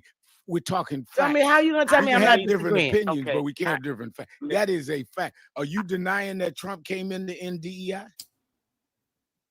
Excuse me? Are you denying that Trump has mandated the NDEI? To end it? So what does? Hold on, real No, fast, I'm not but denying that. Well, Not then, at all. me- And then I don't how have a problem- I don't do have a black problem with businesses that. how does black But, businesses sir, thrive if they cannot get contracts? This don't have nothing to do with DEI. Sir, Right. All due respect, Reverend Sharpton. We have Don't been stutter. How do they taxed survive if they can't and get regulated out of I- business. That's the problem. So No, that's historically, not he the understands case. that. That's He not works the for case. Jewish That's- people. He don't work Ask for me us. how they survive. Oh, Reverend boy, I Sharpton, Answer the question. Well, it was from based on what I see, it was because of the Democrats.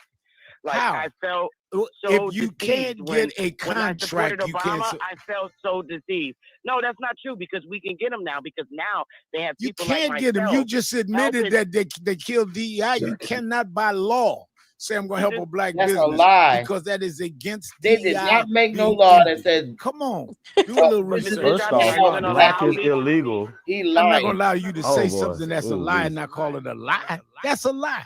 You yourself admitted Hey, the Sister end of Betty, can you DEI. pause it for a second? So it's against the Oh. law for a major company to say I'm going to do So- something with a black. He's telling I a just- fucking lie. He didn't want what I wanted to get out. He kept cutting me off. No. He's doing the lawyer thing right now. He's definitely playing the race card. And you already told him he's gonna do that. He keeps pushing black. See, once again, we have to take just the basic thing. There's weapons that are being used. He's using black as a weapon against you, right? He's saying, you saying, DEI is about black people. Well, black is not in the definition of DEI, first off. So when we talk about DEI, it was helping immigrants and women that were not of color, first off. And then as you was telling him that the Democrats have hurt us, if you would have asked him, because he's always asking you to give him one thing, then he should have named one thing that the Rainbow Coalition on the Action Network have done collectively for niggas. One thing. Now here's where It's it really got heated. He waited 2 hours. I made him mad, right? Mm-hmm. And he waited 2 hours later to highlight a message that I put in his chat room. Check it out. We was dying. That's how I know I got to his ass. Watch. Mm-hmm.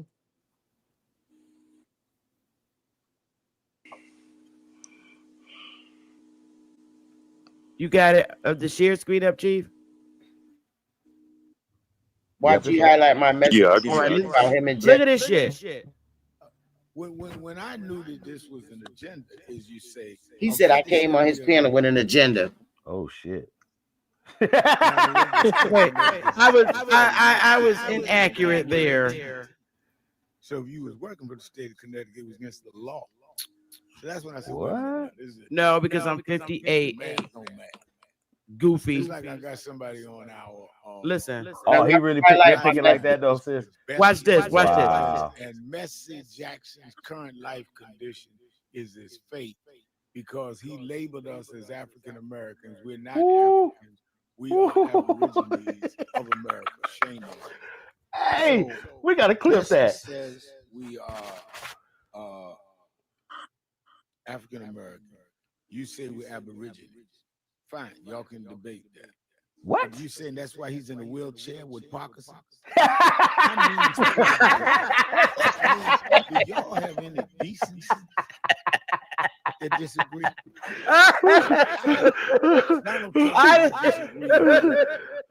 Everything. Wait a minute, Al Sharpton. You used to be friends with Trump. So let's be quiet. Shut up, Asian ass nigga. Clip this shit. Yeah, that's awesome. Wait a minute. I was like, this is way after I left. Hold up, Chief. Go back a little bit. Okay. Oh my God. Here we go. Oh, I'm gonna be quiet. Hold on. And I ain't mad at somebody building a business and live better. Hey, hold up, man. Hold Hold up. Oh. What are we watching? Al Sharpton. What is this? When I was on his piano. Wait a minute. Cut didn't hear it. So Sister Betty was just on his panel. What the hell is this, man? Why? Grand head nigga.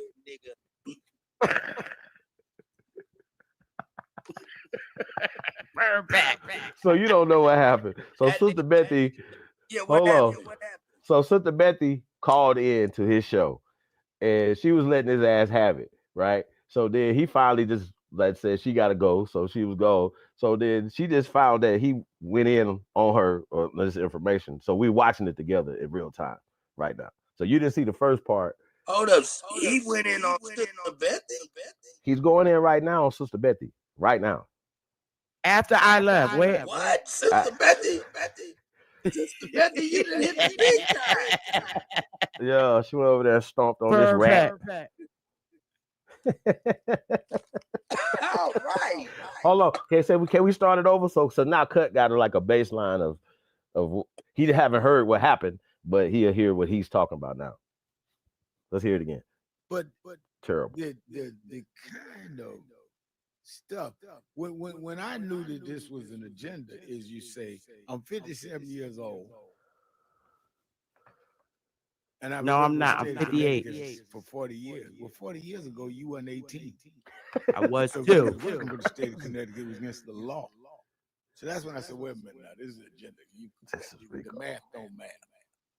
Just like I got somebody on our live stream, Sister Bethy.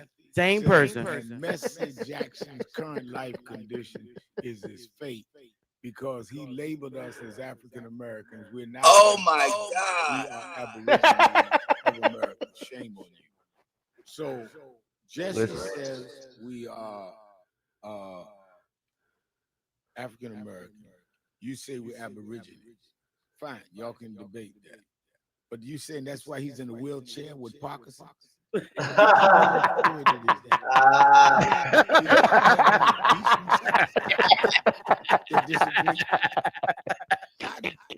Donald Trump and I disagree with everything. But when he got shot, I was the first one to condemn that. But there's no level of decency in some of these people. Just full of hate. You're going to talk about a man in a wheelchair with Parkinson's there because he disagrees with you on what we ought to call ourselves? I mean, that kind of hate is dangerous. Just say that kind of hate is dangerous. But you see what he's doing though. Yeah. He's not dealing with the information. He ended the fucking show. Yeah. He tried to spin it. Yeah, he tried to spin it.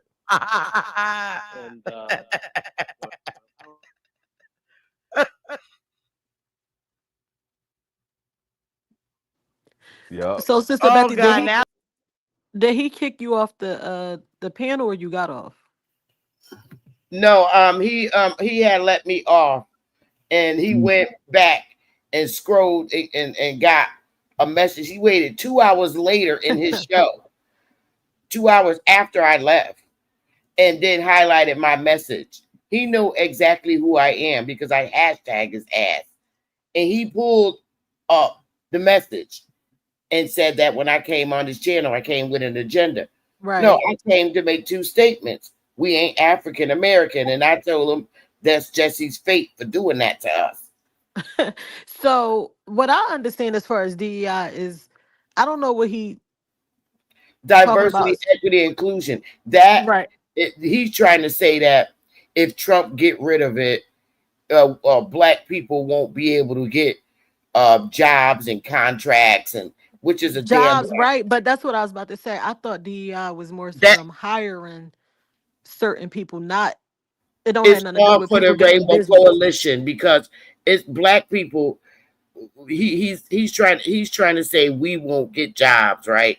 Mm-hmm. And it's really it's really for the transgender, and that won't get the jobs. It ain't focus. The focus is not us. So he's lying. Right. And I noticed when you mentioned immigrants, he ran from that. You notice he Yeah, he ran from didn't want he to said, deal "Oh with it. no." Yeah. He didn't want to deal with that. But as far as what he was trying to say, no, he was trying to say nobody opened businesses under Trump. Is that what he was trying to say? Yeah, and when Trump first came in office, his first term, black people all over the states was able to open businesses and stuff. And then when he lost the second term, Biden came in swinging, and all these black businesses was closed. Right. That's what happened. He's trying to flip the script. And we all know because we were saying it in YouTube when it happened. All these black businesses closed, right? And then they turned around and let the immigrants come in and open up smoke shops. Right. And he tried to say Trump opened the smoke shop. I was like, no, Trump came into the smoke shops. And he came into mad immigrants. And that's why he said his first focus is to deport because they let all these people in here to do this stuff. Right. And so he's trying to flip the script, and he got mad about that. Yeah, he wouldn't let you talk. Right. He got mad because I told him that him and Jesse was not good for our community because the only time they come out is when a black cop beat up a white cop beat up a black guy. But I said, or later, I was like, instead it's because of y'all that you keep forcing us to work for white businesses when you should be fighting for us so that we can open our own businesses. And he got mad. That's what I was saying. So when you were talking about the businesses and he was saying the DI, that's I'm like, what do the businesses and working for somebody got to do with what one have to do with another? He talking about us working for somebody or whoever working for somebody. Yeah. When you were talking about the businesses, so that's where I was kind of like confused. And then he lied and said that they made a law not to help black people. And that's a damn lie. I said, find me the law. Find me the law. He made a big lie. He said that it was a law passed for businesses not to help black people open businesses. Right. Yeah. I'm like, okay, well, you need to explain yourself because how come Jay-Z and all them got businesses? They open businesses. Where his show come on? What is that on YouTube? Yeah, he streams on YouTube and Facebook and Twitter. Oh, okay. I didn't even know he had a show. I didn't even know where the hell he was at. I ain't hear from him in a while. I ain't seen him in a while. Oh, he be on.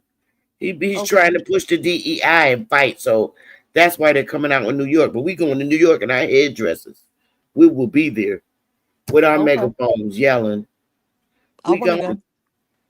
I hope you do. We wearing our headdresses, and I'm gonna yell out and let him know we Africans did not build this Wall Street. We did. And when we have our headdresses on. Okay, I'm near. You said August 28th, right? Yep, August 20th. I'm taking 2 days off of work just to go. I think stay a night in New York because we got a lot of people in the tribe in New York and New Jersey, and they'll be able to come. Okay. too. So they got a whole month to make the plan to drive down to New York. We'll be there. I'm only an hour away. Okay, so his point is Africans built Wall Street and what? What is his what is his rally for? Well, they pushing the African American thing. Him and Jesse. That's why I showed you the video of him showing Jesse Jackson in 2025 giving a speech. No, I get that, but I'm saying he said he's rallying for Trump, for oh, Trump for not the to get DEI rid of thing, the right? Yeah, the DEI DEI. Okay, that's what it is. because Yes. Right. African Americans built Wall Street. And I'm like, no, American Indians built Wall Street. Right. Okay, I got you. And I think Trump was shooting in the face when he said, "All right, we getting rid of these Dominicans. Not Haitians. He's deporting all these people." Because Right. first everybody thought he was just deporting Mexican, and I was like, "Oh no, he getting rid of a whole lot of people." He said, "Everybody, everybody." He's doing. He done raided Amazon, Uber, Lyft. All of them are short staffed. Yeah, I even seen a couple Africans getting deported too. And like I said, a lot of these people are now trying to attach themselves to you more than ever when they was told historically not to go around you, y'all culture, y'all drug addicts, you gonna get them pregnant. It's been so many conversations like that. As a matter of fact, I'm about to play this clip right quick. Let's get right into it. Shout out to everybody. Keys on the track, on the track, on the track, on the track, on the track.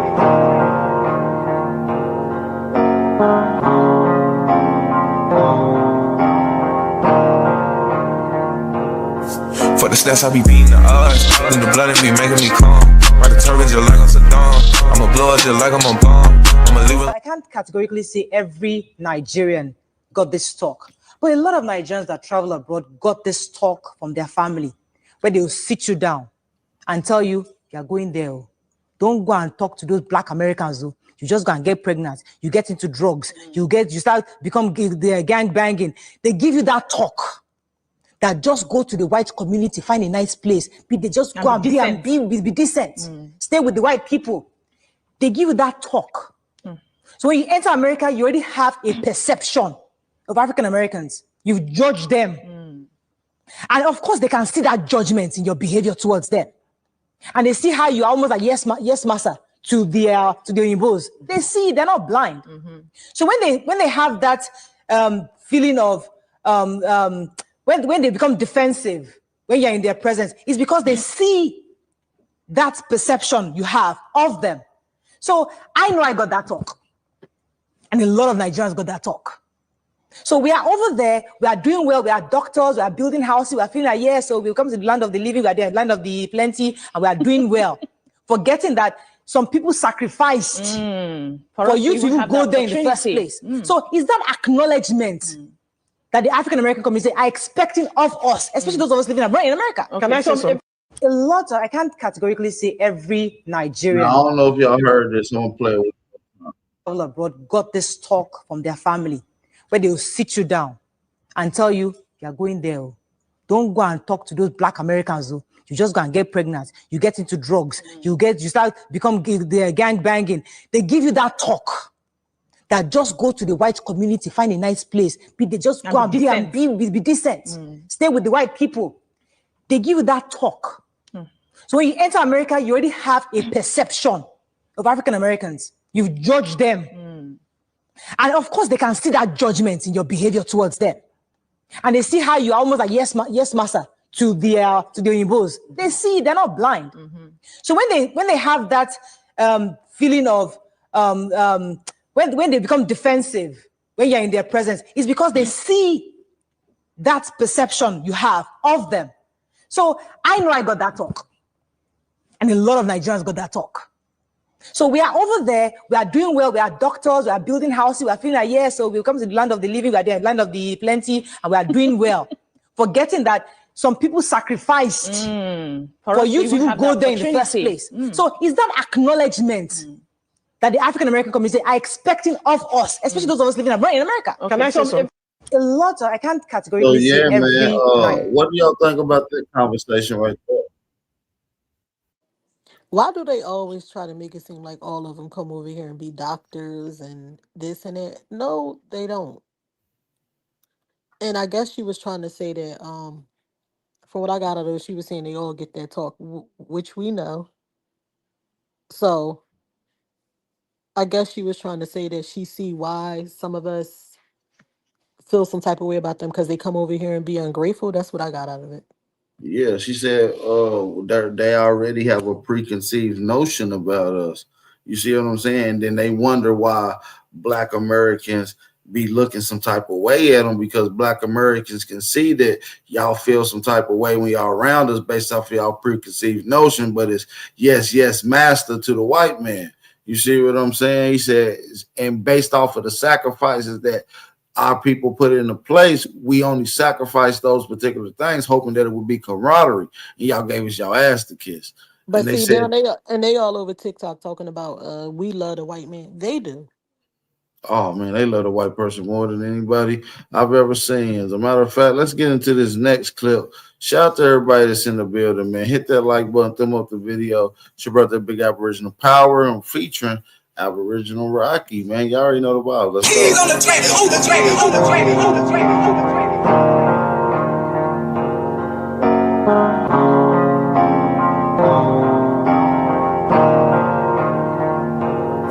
For the stats, I be beating the odds. Then the blood, it be making me calm.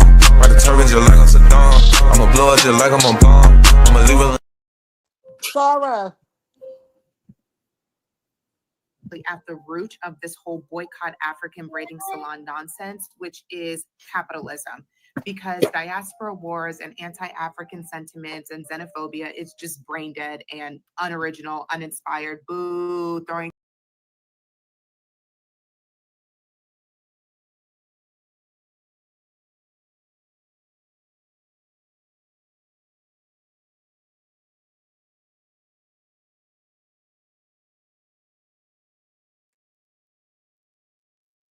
You there, Bap? He said his computer went dead. Hold on. Oh. Sister Bethy, why you ain't have your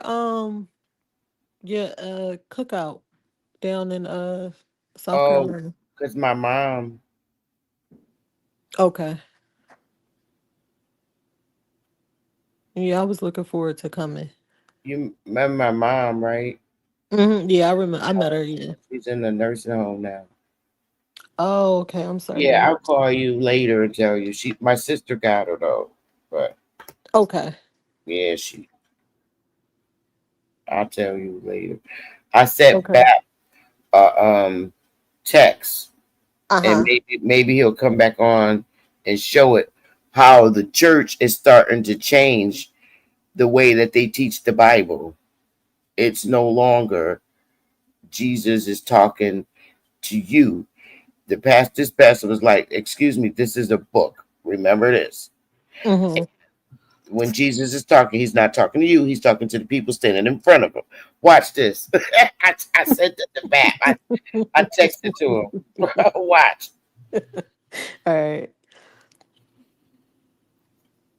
Oh, I'm back, y'all. My bad. My bad. I had some internet issues. I don't know what the hell went on.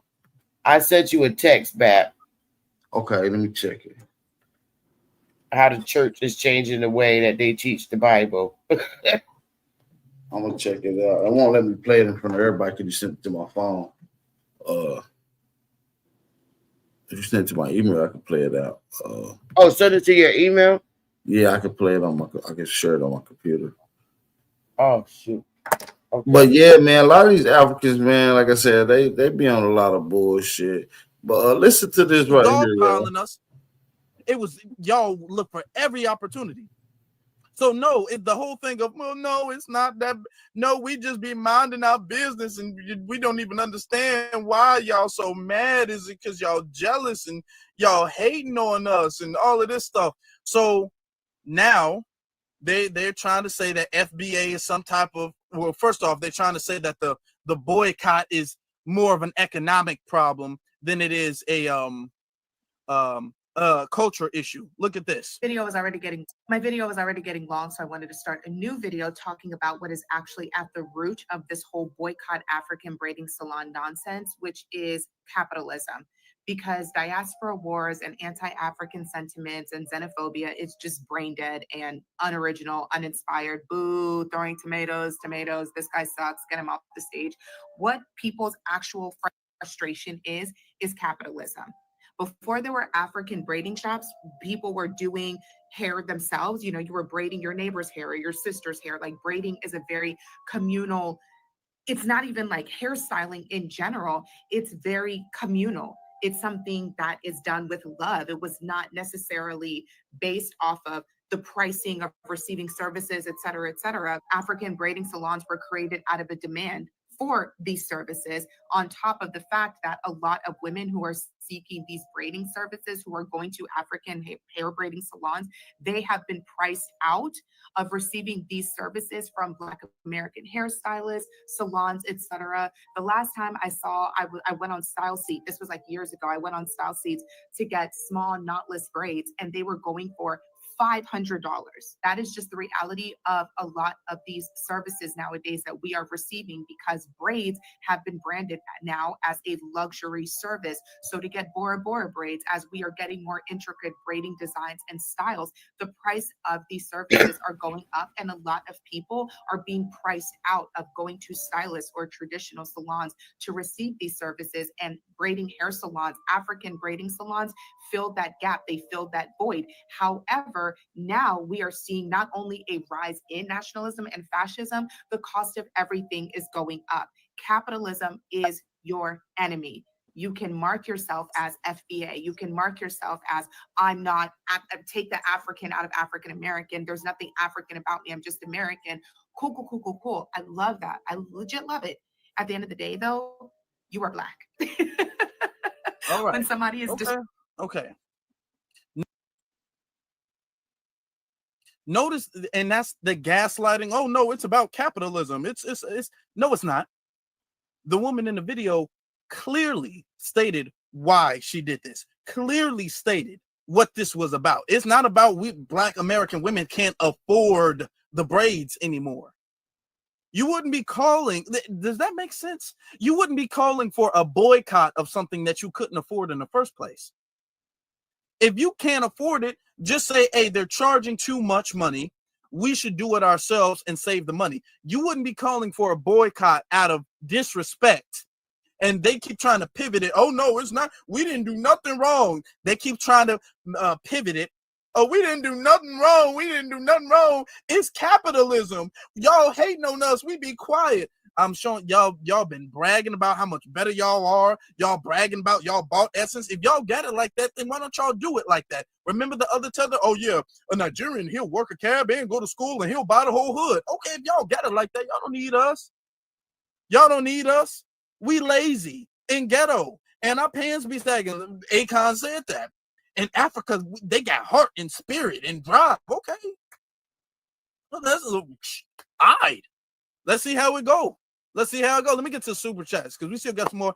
I appreciate my brother Ayo. He says, keep doing what you do, family. Hey, thank you, brother. And I appreciate your support. He gives a good super chat. Appreciate that. Thank you so very much, my brother. Appreciate you. Okay. Boxing Logics United says we should boycott them, including Indians, Arabs, etc. Hey, you don't gotta tell me twice. You don't gotta tell me more than once. I'm already on it. I'm on it. To hell with all of them. Okay. Mike says they do zero business with FBA, so do 0-0 with them. Hey, respect. That's how I feel. They do zero with us. Why do any with them? You see what I'm saying? So let's get into some more of the conversation. Shout out to everybody. So, okay, all right. You just remember that. Why they want to talk about what they are doing for us.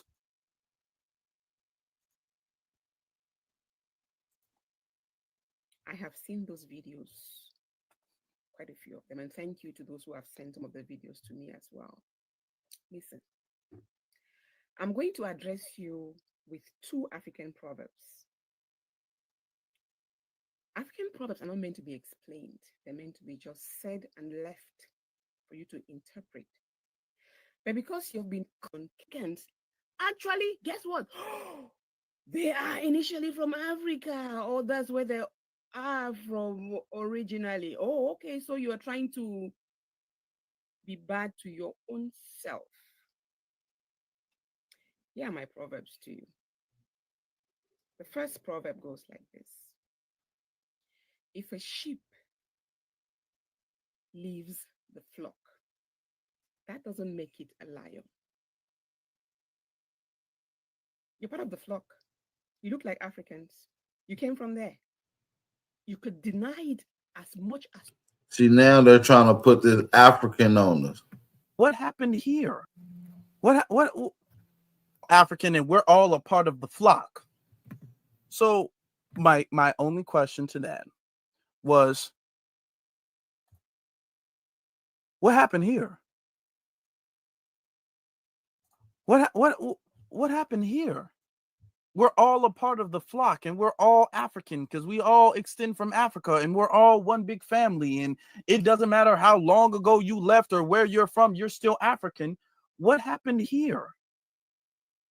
Why do you guys feel like you guys have the right to delineate and distinguish yourself? Because you guys will do it when y'all want to brag about how well you guys are doing. When y'all want to brag about how much better you guys feel like you're doing than us, you will distinguish yourself. Y'all will make sure you put your nation there. Now, when we want to distinguish ourselves, oh, well, no, we're a part of the same flock and we're a part of the same big family tree. And don't you understand? Oh, no. Y'all let it be known very clearly that y'all do not see us as the same. Y'all let that be known very clearly. And anytime a Black American got beat up for quote unquote cultural appropriation, y'all didn't see nobody coming out there being all like, no, they are all the same. We are all the same. We are all the same people. You cannot get mad at him. He is black like you're black. We are all black. So why are you mad at Mako? Why are you mad at him? Oh, no. Okay. Y'all been let it be. No, don't switch it up now. Because we was all trying to be one big family. We've been trying to be like that. Y'all been the ones being all like, actually, we better than y'all. Y'all not the same. We not the same. We are African. Y'all just black. Y'all just black. Like that's some type of negative thing. You're just a black. I'm a black this. I'm a black that. I come from here. I got this other language. Yeah, they try to use it as they try to use that as something to downplay us as a But whole. now they claiming black. That's what I was saying. Now they trying to Right. claim black, which is crazy. I think it's weird. I think it's absolutely strange. But we got some more conversations to get into. If y'all ready to get into, I do need y'all to hit that like button, thumb up the video, support the channel. It's your brother Big Aboriginal Power Man. It's another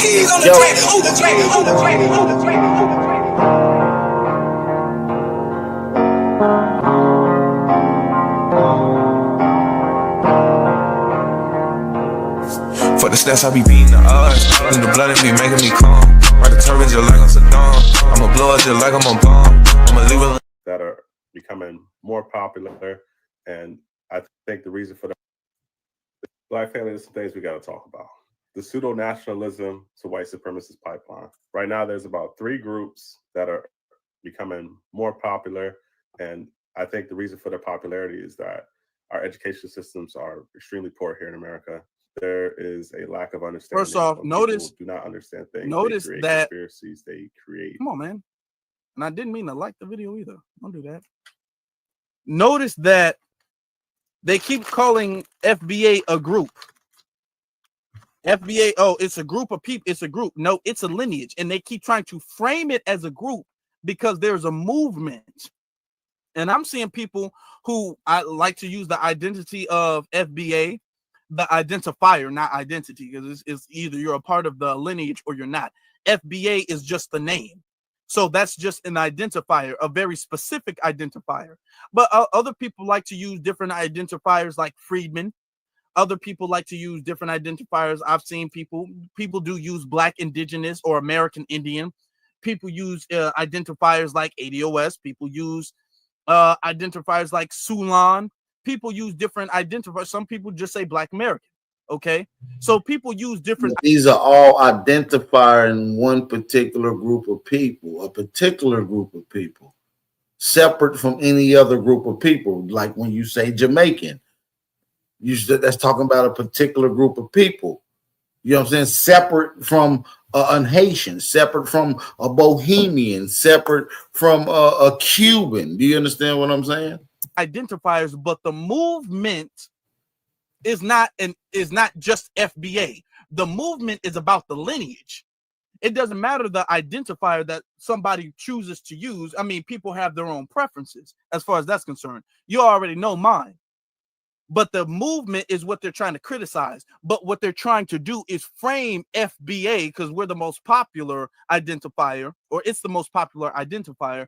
They're trying to frame FBA as a group, so that way they can attack the movement without making it seem like they're attacking the movement.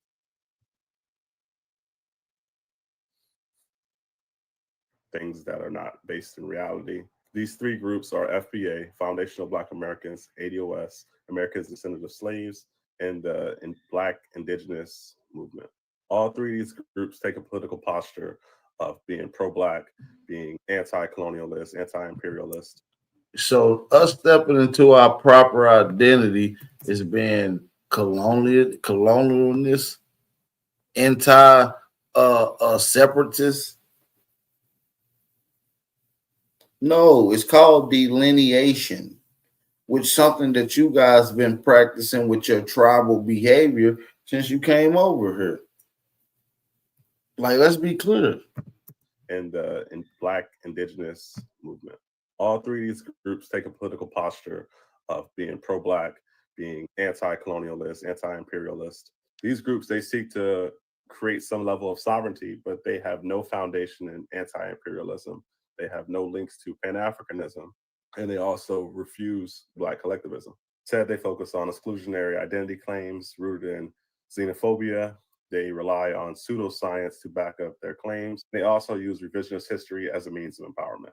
Now, I created a framework that explains both the phases of the pipeline, historical examples, and the flaws in each ideology. But for this video, we're just going to focus on the different phases of their pipeline. The first phase starts with the articulation of a legitimate grievance. For FBA, their first step was expressing global anti-Blackness. From ADOS, their first step was outlining the lack of reparations. To the Indigenous movement, they express an erasure of Black American history. Another thing that you'll commonly hear when dealing with these groups is that Pan-Africanism didn't work. They look at Pan-Africanism as a singular event versus an ideology. Whereas most Black people worldwide, we could identify that there's a common enemy, and we have more in common with our brothers in Africa, or our brothers in the Caribbean, or our brothers in the UK, or just Black people worldwide than we have with the colonizers. No. Let's clear this up. Let me clear this up for you guys. As far as, and we're going to get back to it. Now these people want to unite. Pan-Africanism, first of all, these people wasn't even Pan-African. Most Pan-Africans are flaws.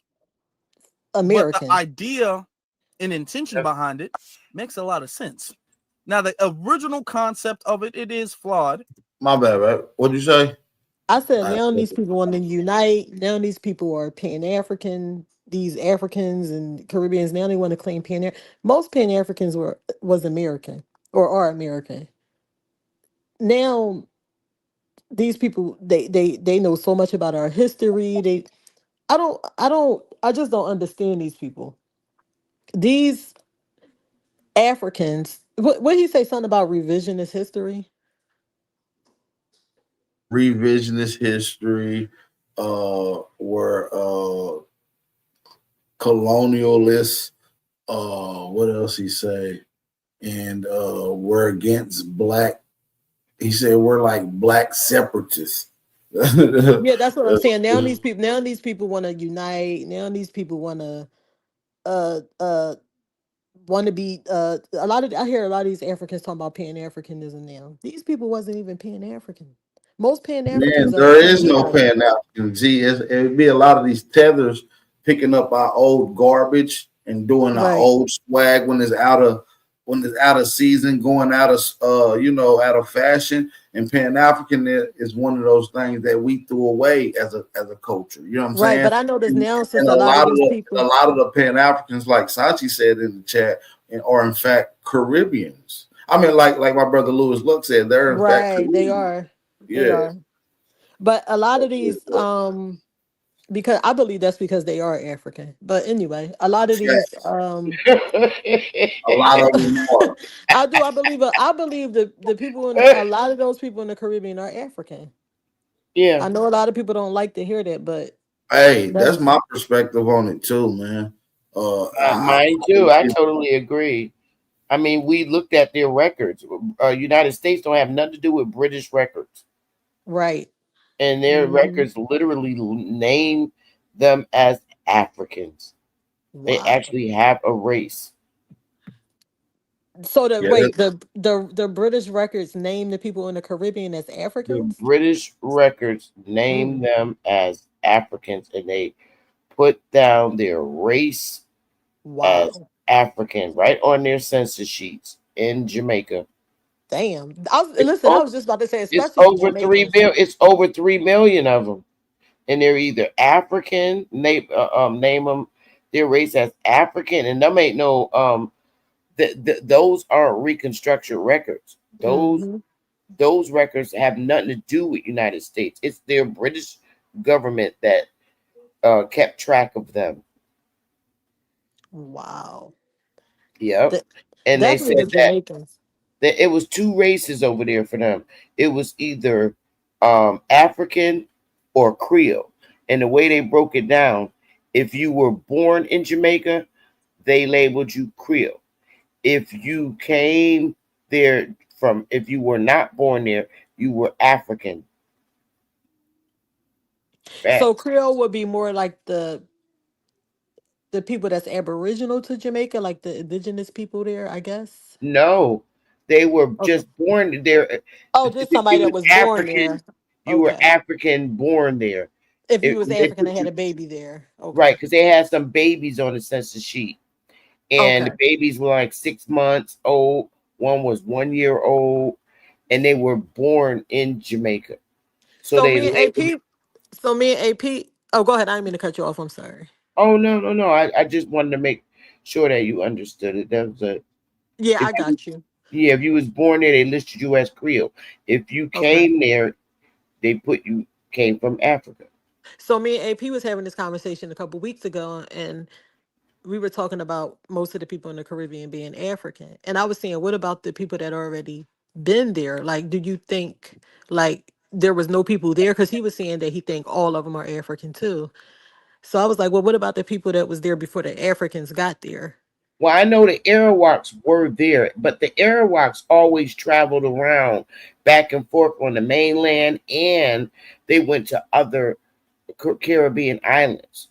So Arawaks Okay. always known for, at least what I read, for traveling within the different British islands. So I believe that there were some Africans there and Tainos originally there. I do believe that, but I don't Okay. believe. I believe they even mixed in with some of the what we Right. call Jamaicans, but Right. for the most part, that database was held 3 million Africans over there. Yeah, see, that's what I believe. I believe a lot of them mixed in, and majority of them are African now. Yeah, because if you look at them and their style is just like Africa's, you can't tell the Hmm. difference from a Jamaican club and an African club, and I showed Yep. that on the video. They dress alike. That's They what I have believe. very strong features like Yes. Africans. I Like can't tell them apart. me Honestly, either. really. I can't Yeah. either. Now the Yeah. ones that there are some in there that look a lot like us, Right. and they're Arawaks. You could tell they're Arawaks or either Tainos because Hmm. they don't have those strong African features. Right. You do Like have this some man that look right like it. here, he could literally. I've seen Jamaican men right now that look just like this picture that Bap got I up. just think they got a heavy African presence, and it's obvious. Yeah, they You do. know It's what I'm very saying? obvious. And culturally, Even within the Dominican. Culturally too, yes. Haiti, all them places. A lot of them places. And they cook African food like aki. That's an African dish. Really, that fish stuff they make? Aki is sawfish. Africans eat that. This African girl told me. She said that's an African dish. And if you look it up, it came you're gonna see it came from Africa. So they cook that. Wow. And this is why they always try to push that African stuff on us. You notice Jamaicans are just Jamaicans, Haitians are just Haitians, but we African American. But they're not African Jamaican, African Haitian, African Bahamian, whatever, African Dominican. But them Haitians are really aboriginal to Haiti. They're Arawaks. They look African to me too. You think so? Yes. I don't. I You think think Haitians don't look African? no, not to me. You can tell a Haitian from an Crazy African. I as can. hell. They don't look African. They You look put a nigga from Zimbabwe next to a Haitian, you wouldn't be able to tell. Some of them, cause like Sister Becky no, they said, some don't because when I look at Wyclef, he don't look Haitian, but he is. He look but like what he look to you? Cause he look African to me. you think Wyclef look African? Yeah, because Hell yeah. some Haitians don't. I can't tell. Like some of them do look like us. Some of them, but like I said, just like the Jamaicans, some of them look African and some look like They us. got a, like I said, they got a heavy mixture. We Do can't Rick say each Ross and every do one. Rick Ross look African? No, Rick Ross don't look African to me. He Haitian. Rick Ross ain't no damn Rick Ross ain't Haitian. on no damn Haitian. Are you crazy? I could have sworn Rick Ross. No, he No, Rick ain't no Ross is damn American. Haitian. I actually read Rick Ross' book a couple years ago. He's American, and he was talking about when his family from Mississippi. They went to Miami. His Yeah, he his ain't no his damn Haitian. his family is Oh, originally from Mississippi, and his mother and father moved to Miami. But he was talking about how it was a big what do you call it? Haitians look Congolese. They look like somebody from Sudan. I can't think of the word, but for lack of a better term, he was saying how when the Haitians and a lot of the mainly Haitians was coming over, how them and the Black Americans were like warring. They were fighting down in Miami, and a lot of the fight was for the resources and the jobs and stuff like that. And he was saying how a lot of these Caribbeans that was coming in, the Cubans, the Haitians, the Bahamians and stuff were coming in Miami. How they were basically the Black Americans were warring with all of them. Yeah, that's in his So, but book. no. He talked about that in his book, but no, he not Haitian. I know he got some type of camaraderie with the Zoes and stuff down there, but he's actually American though. Oh, Yeah. Mm-hmm. my bad. I stand corrected. Yeah, no, he not.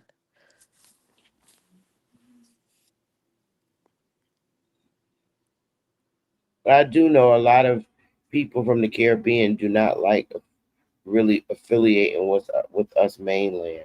But see, I think so. But like I said, out of all of them though, because even some of the Haitians be talking shit. I see talking trash. I see some of them talking trash a little bit, but it's mainly the Jamaicans. I don't know what Jamaicans' problem is with us, but to me, they act just like how the Africans act with us. Yeah, they don't like us. Yeah. Mainly, they don't like our men. Well, no, they don't like both of us because from here in the north, down here in Connecticut, a Mm-hmm. lot of the women don't like American women because their men keep trying to mess with American women. Yeah, Jamaican women are nasty. Their attitudes and how they are very nasty.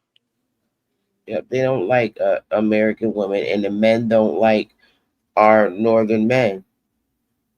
Their men feel that our men let us talk too much. Jamaican women talk just as much. Wait, you saying Exactly. Jamaican men feel that way, or the women feel that Yeah. way? No, Oh, the the men. men. Man, they women is worse if you ask me. Yeah, them motherfucking loud ass. Wow. Okay. And they be a bunch of bed wenches. Like, and they both stay on the phone all fucking day. They the queen of the mammy culture. You do a whole 8-hour shift talking on the phone, being a nurse. Yeah, they do. I don't know if I don't know if they lead in the mammy culture or the actual or the Africans from the continent lead in the mammy culture. I don't know, but they neck to neck in that. Both of them love white men. I know I had one Jamaican woman tell me at work before, "Oh, Jamaican, we don't care about race and color. In Jamaica is all one people." So she was trying to tell me they love all the Chinese over there, all the white over there, all the Yeah, they say that whatever. here too. Yeah, one love, one people or something. I was looking at her like, "Oh, okay." And they always down in America. In Jamaica, it's not like I that. Well, could why love do the Yes, they come do. one. I always ask you, why do you come over here if you're gonna talk about Yeah, that's what I was America? saying earlier. Take your ass But back home. that's what Maybe I was come to get a job. I said, well, then your country's not great because you can't get a job in your own country. that's what I was telling AP earlier. They hate America. A lot of them people hate America. They They do. down America. They talk bad about America, and they always say, "Oh, we come over here to work." Like you said, well, your country ain't crap. Then if you got to come over here to work, but a lot of Jamaicans send they stuff back down to Jamaica. Africans too. Yep, them big ass barrels. Yeah, them barrels. Yeah, they do. Yeah. Nah, that's a fact though. But yeah, man, shout out to everybody in the building, man. If you haven't had a chance to hit that like button, go ahead and smack that thing. And if you haven't had a chance to support the channel, support the channel. Moderators, put that information in the chat for those that want to support the channel. We'll put that Cash App information in the chat. Like I said, once again, we got Aboriginal Rocky in here with us. Then we got Sister Betty in the house with us. Let's get back to some more of these clips, though. Great information, man. Yeah, man. Shout out to everybody that's in the building. Let's get it. If you're not black, just keep scrolling. This video is for First off, I don't want to even go here, but y'all already know what I'm about to say. I don't even want to say it, but y'all already know what I'm about to say. She look crazy. But look, we're going to listen to this video because it seems like she got a lot on her mind. It seems like she's been thinking about. Yeah, her head big as hell. Her shit, she thinking a lot. She got a lot on her mind. Damn like llama Betty bean. said. Yeah, Lee. She like she was born in a manger. This is unhuman. Out a lot. She's got a lot on her mind right now. So it just seems, I mean, Lord, head look like a bean. Stop. Why y'all saying she look like an alien? Oh my God, look at y'all in the chat. Saying she look like a light bulb. Stop it. Saying she look. Stop it. Saying she got the most oval head you've ever seen. Why are y'all saying these things? She look like Michelle Obama. Why y'all saying she look like Jimmy Neutron? Why y'all saying these? That's so mean. Why y'all doing her like that? Why y'all saying she look like Frankenstein? Y'all got to stop. Okay.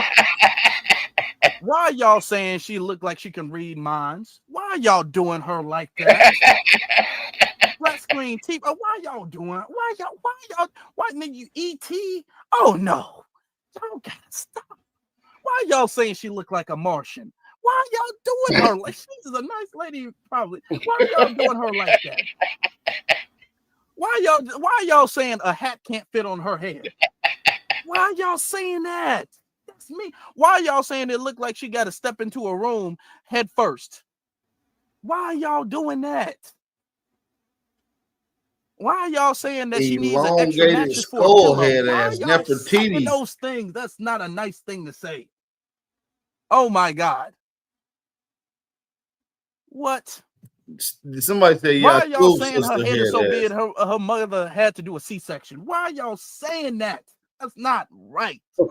Mean. God, I can't believe it. I can't believe it. Why are y'all saying that when she goes to the movie, people can't see from behind her because they're looking at her head? Why are y'all saying that about her? That her head be blocking the movie screen? Why do y'all say rude, mean things about other people? I'm not saying none of this stuff. That's what y'all saying. I'm just saying what y'all saying because I'm not saying this stuff. I'm nice. Y'all not nice. I can't believe it. Man. Okay, but let's see. She got a lot on her mind, so let's listen to what she has to say. African Americans and African brothers and sisters. Specifically for us, I am so confused.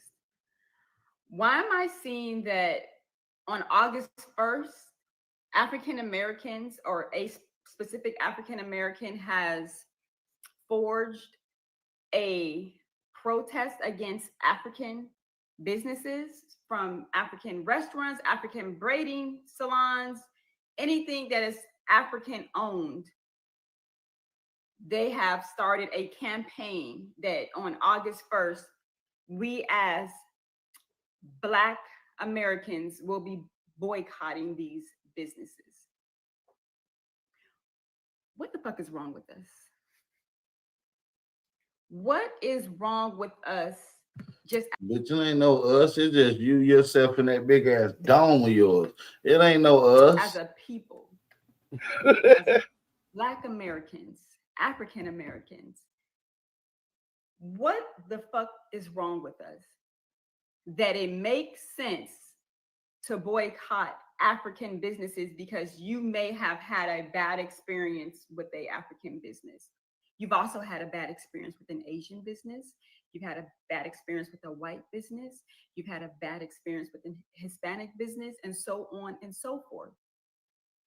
Where's the energy for those businesses that continuously come into our communities and disrespect us? But you want to start a war, a beef, continue a beef with Africans? Like, make it make sense. We are all. One thing I don't like is that on this very channel, not even talking about the For the Culture channel, but on this very channel, we talk about the disrespect from all of the immigrants. We talk about the disrespect from the Palestinians. We talk about the disrespect from the Asians. We talk about the disrespect from the Hispanics. We've been talked about that and pulled up receipts. So damn. Somebody said she the head nigga in charge. Somebody said Dome Thugs in Harmony. God dang. Dome Thugs in Harmony is diabolical. She got the longest ET knotted head I've ever seen. Damn, if I didn't know no better, I would have said she was in them slow classes with a head like that. You only see people head deformities like that. They lick doorknobs and shit. You gotta watch them. They cannot make it seem as if this is just some particular hatred or anger towards them. Anybody who disrespects the lineage gets the smoke. Any and everybody. We're not singling them out. Every time we address them, they be all like, oh, no. Well, what about the Asians? Oh, no. What about the white man? Oh, no. What about the... No. We be giving it to everybody. But when it's y'all turn, y'all always try to deflect and say, well, no, but they've been doing it. No, it don't work that way. Anybody who disrespects and steps out of line, disrespects the lineage or the progress of what we got going on needs to be addressed. And every single time it comes to addressing the diaspora, it's always this thing of, man, y'all attacking y'all own people. Why do y'all do that? What's wrong with y'all? What is wrong with y'all? Are one. Sure, we can distinguish ourselves as African American or African, but they look at us all the same. They don't look at an African and say, oh, you're African. They don't look at me as an African American and say, oh, she's an African American. No, she's a nigga. They all the same. So what sense does it make that what does this have to do with them disrespecting us? Notice they always pull that stuff. They always pull that like that's some type of trump card that we all go through anti-blackness. We all got to face racism. That's some type of pass that only they get to use for disrespecting us, because we don't use that pass. We don't get to use that pass of Man, her long-headed ass know we don't get that same damn pass. I don't even know why she even speaking like that. And she do look like an alien. My brother said that earlier. Shout out to Black. She said she looked like she got a headache. And they don't look at us all the same. Talking about they look at She us looked all like different. that little alien off American Dad, y'all. She got the same head structure. I knew it was something. They got the same head pattern. It's long. and strong. Goddamn. Disrespecting them, disrespecting Carnival, disrespecting Haitian Flag Day or Puerto Rican Flag Day or any other foreign holiday or festival, and say, well, hold on now, when the cop pulls us over, he gonna see black. It's not like he gonna ask. That's their little trump card about quote unquote facing racism that allows them to disrespect it. This ain't got nothing to do with us getting pulled over or discriminated against. This is about y'all behavior towards us. And every time we address that, it's always, oh, no. Because the white man, no. Because if that's the same, if we keeping that energy, then y'all need to practice the same level of camaraderie we do. But you guys are gaslighting and forcing us to practice some camaraderie because of racism, even though y'all not going to hold that standard for yourselves. We're cutting our own people. No, we're not. We be our own worst enemy. They don't even need to do anything to divide us. There's nothing. Girl, you ain't thinking straight. You need to put an ice patch on them little knots. You got a knotted head. I ain't never seen a head with so many lumps in it. Like, what the fuck? Nothing more that they need to do. We can complete the mission ourselves. The self-hate, because that's what it is. It's self-hate. There is no way. I don't even know how this thing even got legs. How did this even get legs? You got people agreeing with it, like, yeah, when I go into the hair braiding shop, that's why black women ain't got edges, and that's why black women got bald spots or losing hair because they braid so tight. What? Girl, do you not see you ain't got no motherfucking edges? That's why. Your edges is gone. You back to the, you got like a 6 head, auntie. Your edges is gone. Africans that ripped your little edges off. You don't even get braids though, boy. You got that little shiny dollar store wig on. They will pull your shit out, especially your edges. She got Down syndrome or something. I don't know if they do it on purpose.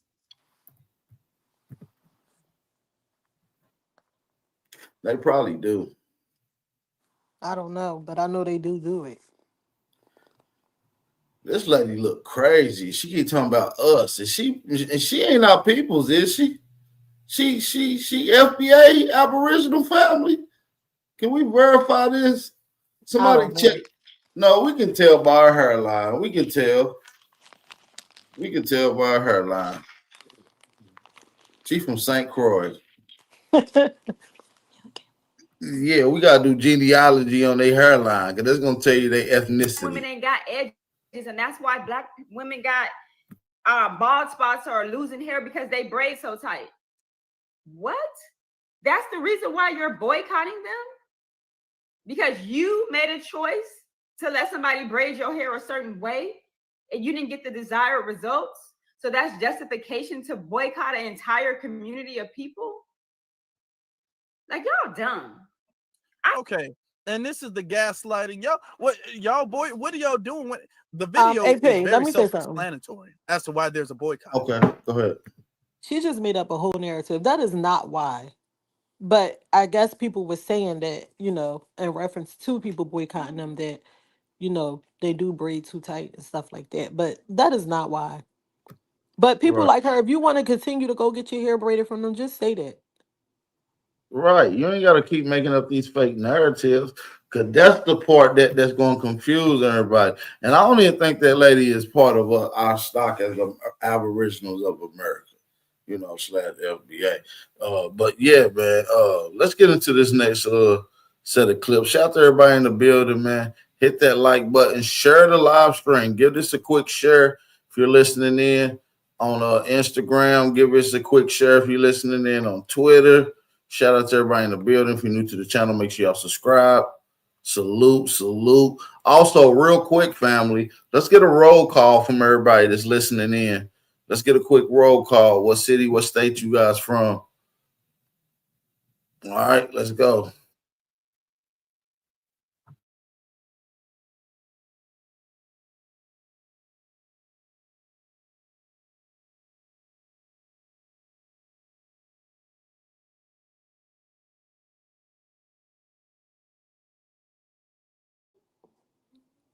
I can't hear it. I don't hear anything either. Y'all can't hear it? No, I don't hear Let me run it Mm-mm. back a little bit. Let me run it back a little bit. Drop those fire emojis if y'all can hear me. If y'all can hear me, drop a fire emoji.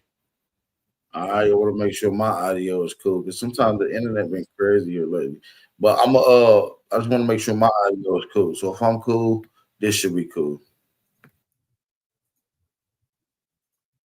Brought to a home that's being renovated. If a 4-year-old child gets kidnapped, brought to a home that's being renovated, the owners of that home tell that child, you are now my slave, and you're going to help me build this home. That child does that. He has no choice but to do what the owners, his now slave masters, tell him to do. He does such a good job at building a home, it becomes the biggest, baddest, best home on the entire block. The owners are so happy with the labor that their former slave has done for them. They tell that slave, yo, you know what?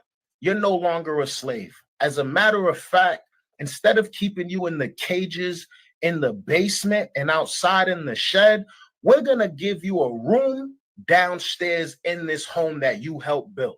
And on top of that, you're pretty funny and pretty strong, stronger than all of us. We've never seen anything like this before. We're willing to pay you exorbitant amounts of money to keep us entertained, right? So now the 4-year-old is no longer Why you 4. sound like Much time has YK? passed by. Now he's like mid-20s. Like so much time has passed by, like damn near 30 years old, right? He Let's sounds say he's almost exactly 30, like YK. That right? is diabolical. He now calls this place his home, the place that he renovated, but nobody's transferred any deed to his name. Nobody said, yeah, you know what? You do own part of this. In fact, the owners of the home still control everything in the house that's relevant. They control all utilities. They control your curfew. They control everything about the home. They just let you live there and they give you money to entertain them. Like, home is where you're wanted, isn't it? Like, So isn't it that is. called Stockholm syndrome? Like when Yeah. a kid gets killed. So this guy is a Jamaican Pan-African, and he's trying to basically what he be saying is America is not our home. Like he tried to tell Black Americans that America is not our home. We was forced to build it, but it's not ours. That's his point. He ain't built shit though. If you look Exactly. at his lineage, He's Jamaican. I So know. and And they he asked ain't him, built nothing. He ain't even from the mainland. I yeah. mean, I And he tried understand to we say, have. "Oh yeah, y'all not American, and y'all was forced to build America. The white man made y'all, coming from that slave narrative. The white man made y'all build America." And what he don't know is there was structures already here before the white man came. Exactly. Exactly. Their ignorance. They There always was try to think. government here. There was culture here. Do y'all not know, So like, somebody old man, they said so somebody Mayans, asked him, "Well, why you come here from Jamaica? Why you come here then?" He's talking about, "Oh, well, because America is for the resources, for the money and this and that. Y'all don't have nothing to do with it. Everything is because of the white man." I'm like, we ain't got. See, that's what they want to do. See, that's their way is mhm. to take away your acknowledgement, your accomplishments. Yep. Yes. Use them so they ain't got to give you no credit. They ain't got to respect you, and they keep doing on what Exactly. they doing. See, this is Ex- the process of that. That's that in deep rooted envy. And the fact that we were not forced to build this country. Exactly. We had a choice. This country was long built for our comfort and for our people long before European wandered over here. Long See, a before lot of any these people that Spaniard come came over over here, here. a lot of these people that come over here have that mindset. They think everything is the white man. The white man did this. The white man built this. The white man got this. The white man got that. Y'all was just slaves. Y'all was just picking cotton. Y'all just did Right. this. That's what these Somebody's people telling think. them that. These are adopted Right. ideologies from who asked they're kissing. Exactly. That's why I said they have the white man's talking about. All these people are the white man's lapdog. That's what I call them. All of them. Yeah, the white man's hands is so far up these black immigrants' ass when they talk. All you see is white people fingers. All you see is white people fingers inside their mouth moving as a But he's hand. Jamaican. But what about what's going on in Jamaica? What do they own over there? What do they have over there? That's my thing. Absolutely nothing. But you coming to somebody Absolutely else's nothing. house telling them what's not theirs and what's theirs. But what's yours in Jamaica? Facts. Let's play some more. They control everything about the home. They just let you live there and they give you money to entertain them. Like, home is where you're wanted, isn't it? Like, isn't that called Stockholm syndrome? Like when a kid gets kidnapped and then falls in love with their kidnapper, isn't there a disease or a name for that? So then, right now he's in his mid-20s, in his mid-20s, about to be 30 years old. His old neighborhood, where they actually took him from, where he was 4 years old, goes, "Oh my gosh, it's you. I remember you. Look, we look just the same. Like, you came from here." Now the mid-20-year-old former slave goes, "Nah, I don't even identify with y'all anymore. I'm living here with my captives so good. Like this is my new home now. Look, I helped build it. It's the biggest home on the block." Like wouldn't y'all call that person crazy? Like the parents in the former neighborhood would be like, no, that's not your home. They brainwashed you. Like you helped build it, but that they don't really like you there. They don't want you there. Can't you see that? And you turn around and like, "Nah, get out of here. You're just a booty scratcher." You know what I mean? Like, I don't identify with nothing that you got going on. Like tell me what I'm missing here. Like, is that a good analogy? Let me know what you think about this. No, it's not. No, absolutely not. It's not no damn good analogy. How the hell is that a good analogy? When your people's the ones that show the severe case of Stockholm syndrome. You see what I'm saying? And I don't know if they don't want us here, why do they run over here? Do they think they're gonna be wanted over here? No, you're right. That's another because they feel like they was wanted. It was the token lapdog in their country. So let me show you these people in their Stockholm syndrome right quick. Life goes on. You just said that. All we have to do is just bury her and just give God Hold on, thanks. let me run it back. I think it's well, I feel so sad, man. And it's a nice lady, and we like how she walk, we like how she talk, and I miss her, and I feel it. So life goes on. You just said that. All we have to do is just bury her and just give God thanks and praise. Bless it. Well, I feel so sad, These people was crying in the streets of Jamaica when the Queen Elizabeth passed away.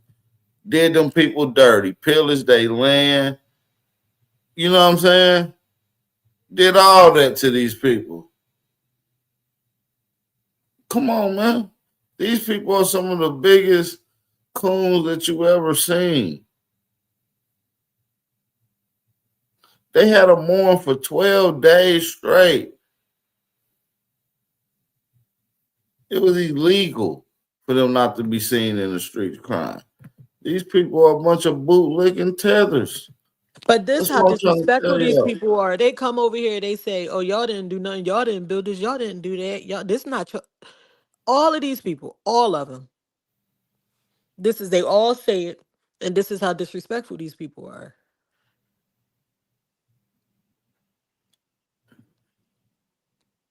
Yeah, these people are very disrespectful.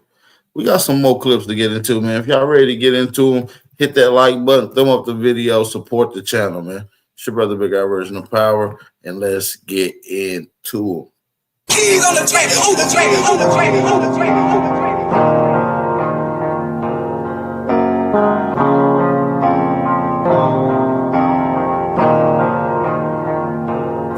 For the stats, I be beating the odds. In the blood, it be making me calm. Ride the turbines just like I'm Saddam. I'ma blow it just like I'm a bomb. I'ma leave it.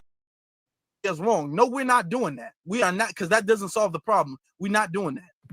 We literally around here fighting with each other when we should be either aiding him so that all of us can end up free, or we should be doing whatever we need to do in our own silos, in our own countries, in our own groups, in our own tribes.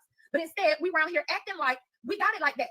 Oh, this one is more successful than that one, and that one is no, stop it. We are all the same. We all have that talented 10 who made it out and is doing good, and we all have the poor ones, which is the larger demographic, who is still suffering because of what some other group did to us while we fighting with each other. Instead of fighting the ones who did this to us. Y'all, we got an enemy. We have a common enemy who literally sat down and strategized how they could dismantle our communities worldwide. That is who we should be boycotting, and that is who we should be boycotting along.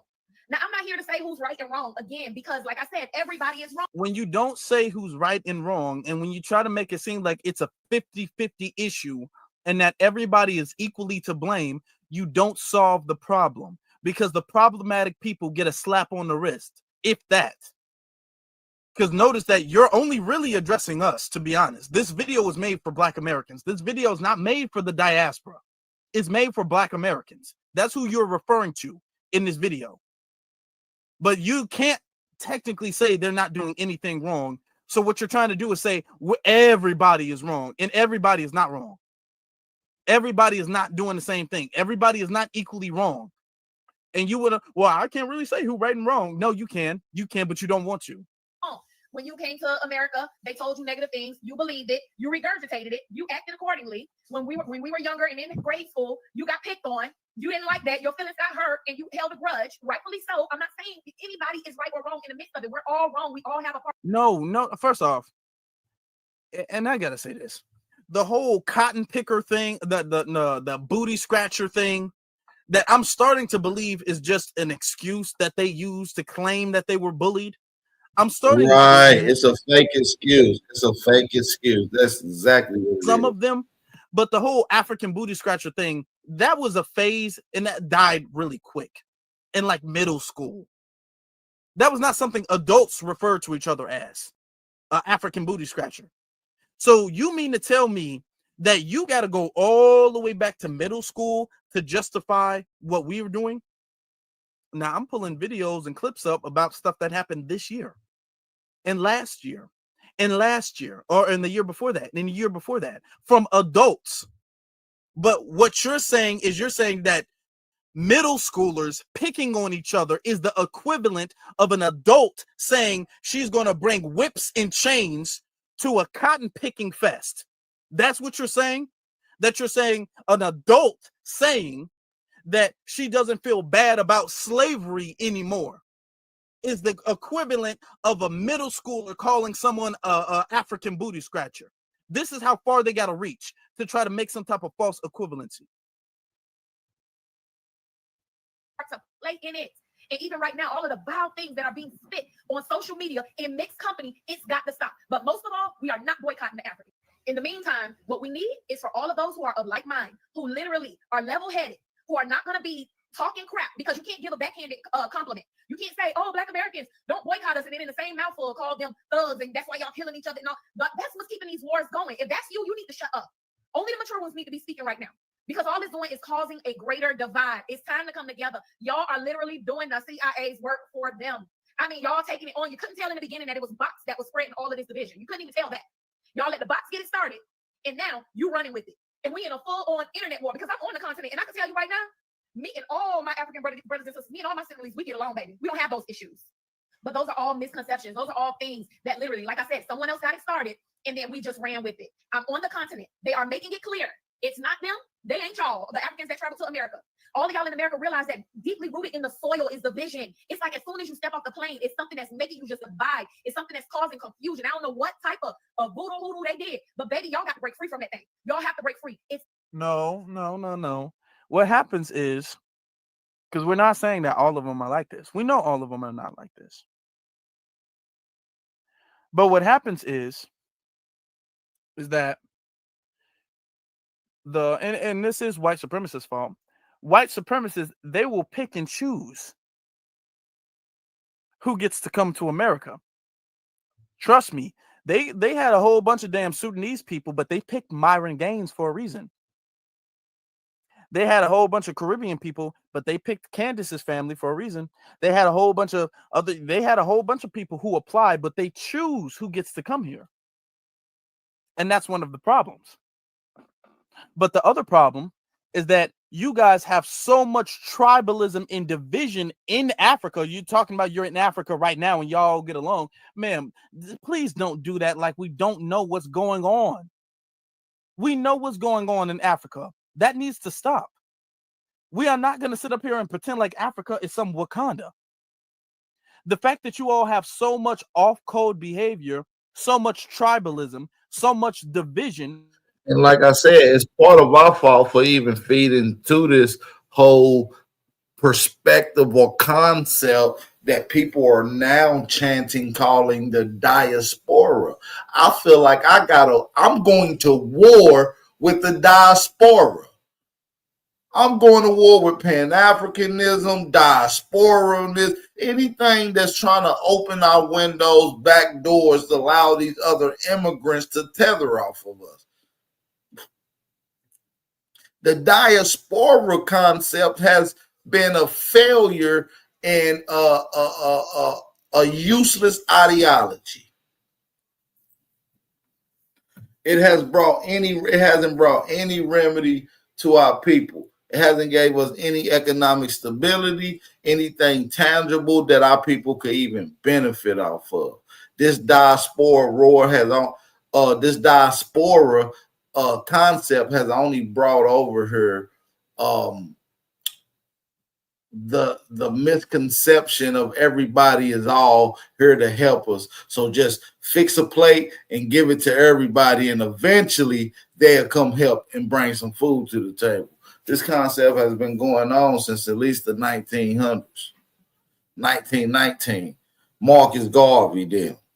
W.E.B. Du Bois. A lot of these sellout coons are going along with the American Colonization Society, which helped push a lot of these movements. You know what I'm saying?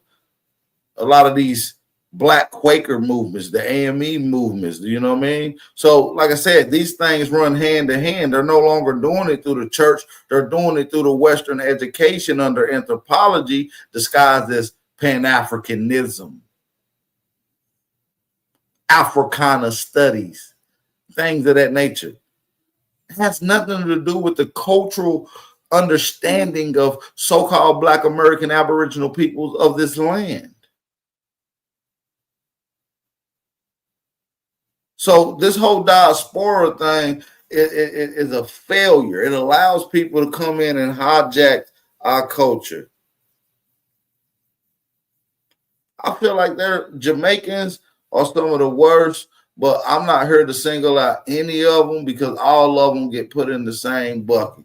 But if I had to give you an engagement from what I've seen, yes, Jamaicans are some of the biggest envious tethers that I've seen. Sorry. Definitely. And I got some tether, and I will say I got some tethered homeboys. Oh man, that's fucked up. I got some good Caribbean and Jamaican buddies that's good friends of mine. Seriously, believe it or not, family. But truth is truth. But I'm talking about the overall, the systematic presence. Because even the ones that I'm cool with are not speaking up against the ones that is undermining us. Do you dig me? Right. So even though I'm cool with them, they can't be singled out because they're not singling themselves out by speaking against it. So if you're not speaking against it, you with it. That means you setting pro sale with it.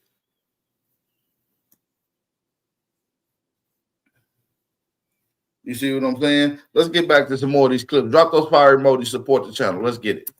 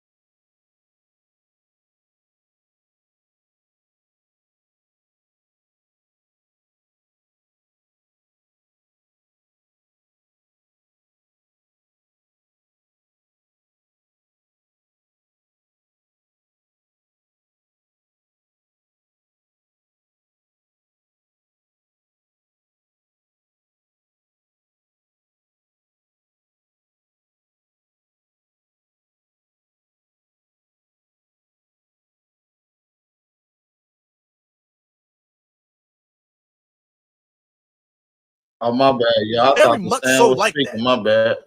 Hey, I'm gonna drop That's the our link real culture, quick too before we get out of here, to so have maybe we can have some open maturity, discussions. to Any of have the immigrant dialogue, respectful brothers and sisters want dialogue. to come on and speak But the y'all thing is perspective? that what we're More not than willing to hear doing y'all out. anymore is Anybody want to allowing come you on and all have to some come into the contention or just want conversation to with agree no or bad just faith. give their We're not concern or allowing you point? guys to come into Link the is in the chat and the conversation calling and number talk is on the about screen. you guys really aren't American, you guys are really African. No, we're not doing that because you're not even coming in with good faith. Y'all are the ones refusing to have a good faith conversation, not us. We're not doing nothing. We culturally, we've always been people who are mature enough to kind of talk our problems out. That's what we do. All of that tribalism stuff, that's kind of y'all. But y'all the ones who want to be dishonest and lie to the bitter end. Just lying. Y'all hear everything? Let me know if y'all hear everything loud and clear. Let me know if we back in action. Drop them quick fire emojis. Give me a quick share too. We can't talk it out because we are the only people being honest. And if we're the only people willing to be honest, then there's nothing we can discuss. There's nothing we can talk out. There's nothing we can negotiate. You guys are lying and you guys won't stop. If y'all would have took a little bit of accountability, we wouldn't be having this problem at all. We wouldn't even be here. And we've been trying to warn you guys and tell you guys, but y'all don't want to listen. Y'all don't. But the Pan-Africanists, and this is why I'm saying, y'all got to stop treating stuff like it's a religion. You in Africa, so you got an African bias. If you are in Africa, but let's say you are, you have an African bias. And all of these Pan-Africanists have African biases and Caribbean biases. Okay? So it's the same analogy of the teacher. Right. It's the biasness. And I ain't going to say because the Caribbean and the African and the Pan-African all have a certain understanding of biasness as far as their perspective, which is the diaspora. You see what I'm saying? That's what they all have in common. Even though the Jamaican and the African whole mission is to undermine the Pan-African who's really just the FBA who's lost. See, he still don't get it. You see what I'm saying? This is the crazy favorite part. Student is the bully.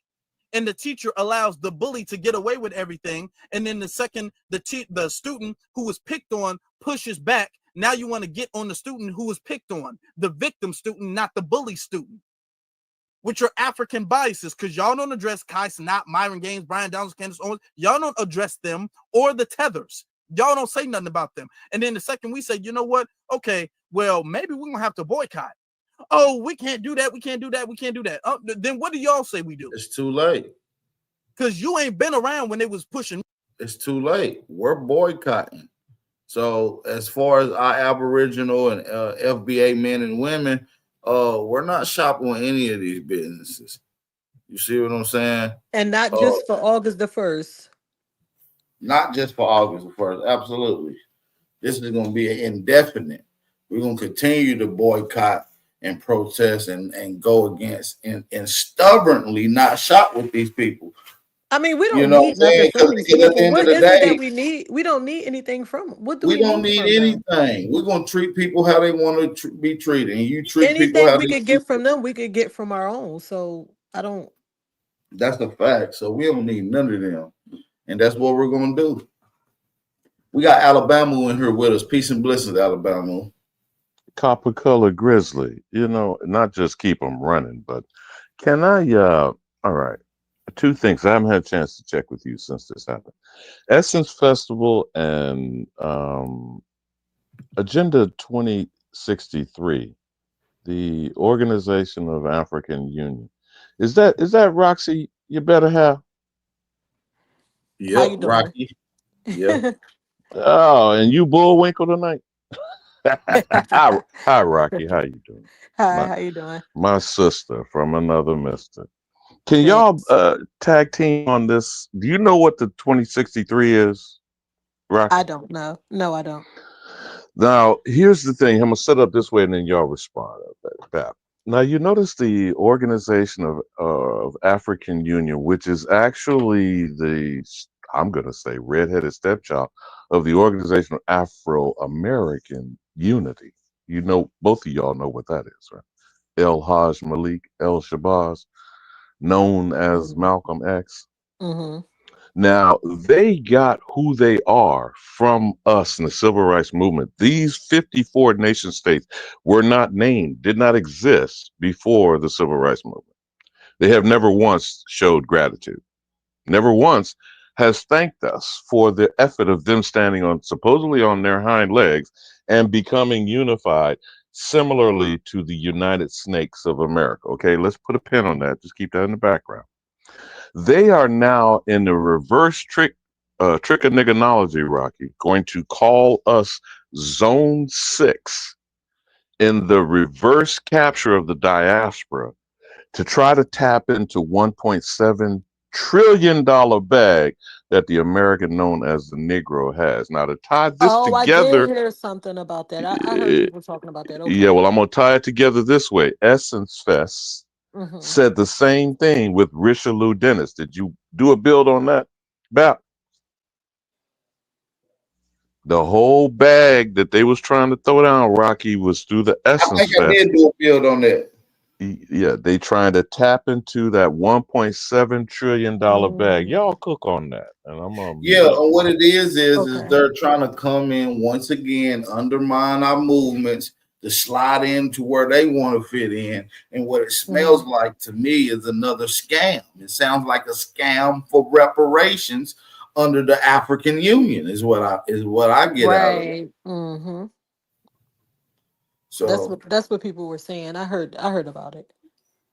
But they never mention the United Kingdom, Spain, Right. Portugal, France, Italy, Germany, and Deutschland, which is the Boer Wars, and the Afrikaners, and the Afrikaans. These Africans never mention the Afrikaans. Are you an African or African? You ever seen Once Upon a well, Time the in only Mexico? field of study that's official, that's accredited field of study is Africana studies. Which came from here, Right. not from Africa. Yeah, right. Right. It was set When up they're by going to go about Marcus Mosiah Garvey and being, who, by the way, announced himself president of a continent, not of a country, claimed there's himself to be the never been a head. president of Africa and never visited, All the boards. died and was buried in London. Go London. ahead, sis, Mm-hmm. cook. Yeah, because that's where his Yeah. loyalty was. He turned his back and scammed his way out of Jamaica, where they didn't appreciate him nor show him any respect. He And why changed. was the Universal Negro Improvement Association? Was that on any Caribbean island? No. Did that ever see the shores of West Africa? Nope. So who made that a 2 million person organization? Because at its peak, the UNIA was 2 Listen, million Marcus Garvey members. came at a time where a lot of charisma would have got you far, at a time where you could speak well and he could make the masses. He came and changed his name. He tethered on the black people culture. He got involved with the religious movement. And most importantly, to the tethers, he kissed a lot of Europeans' ass. He But said, Bap, whether you realize it or not, Bapperton, you just gave the tether template. that's You the say he tether changed his temperance. name? Yeah, he changed I his didn't know name. that. So what? His name wasn't Marcus Garvey while he was in Jamaica. His name was Marcus something else. Pierre Oh. something. I forget the name, but he changed his name to No Marcus different Messiah. than the father of Michael King. Wow. Yeah, that's no different than Michael King's Yeah, father. yeah. So he Changing came his over name here, to got caught Martin up, Luther. and was mixed up with a lot of Europeans. Most famously known to how the Grand Wizard of the The KKK KKK. at the time Mhm. hooked him up with with Walter Plecker. Walter Plecker took a liking into him. He hooked him up with a guy that he knew a guy that was selling the ship, got him to pay some payments on it. Obviously, Walter Plecker made some money off of it, and that's when he started the Black Star line. But the whole time he had found Copying the White Star Line where he got knockoff ships, right? He had that's the where he was. hand-me-down ships from the White Star Line. But go ahead, Right. cook, It brother. was so Cook. hand-me-down, he never ever got it to operate and run on the water. As a matter of fact, he had filed bankruptcy on the ship 10 years, but the whole 10 years of bankruptcy, the guy was still selling shares to the Starline ship, and that's how it got him a federal fraud charge, which he was convicted For which mail ultimately fraud. And do you call that a Ponzi scheme?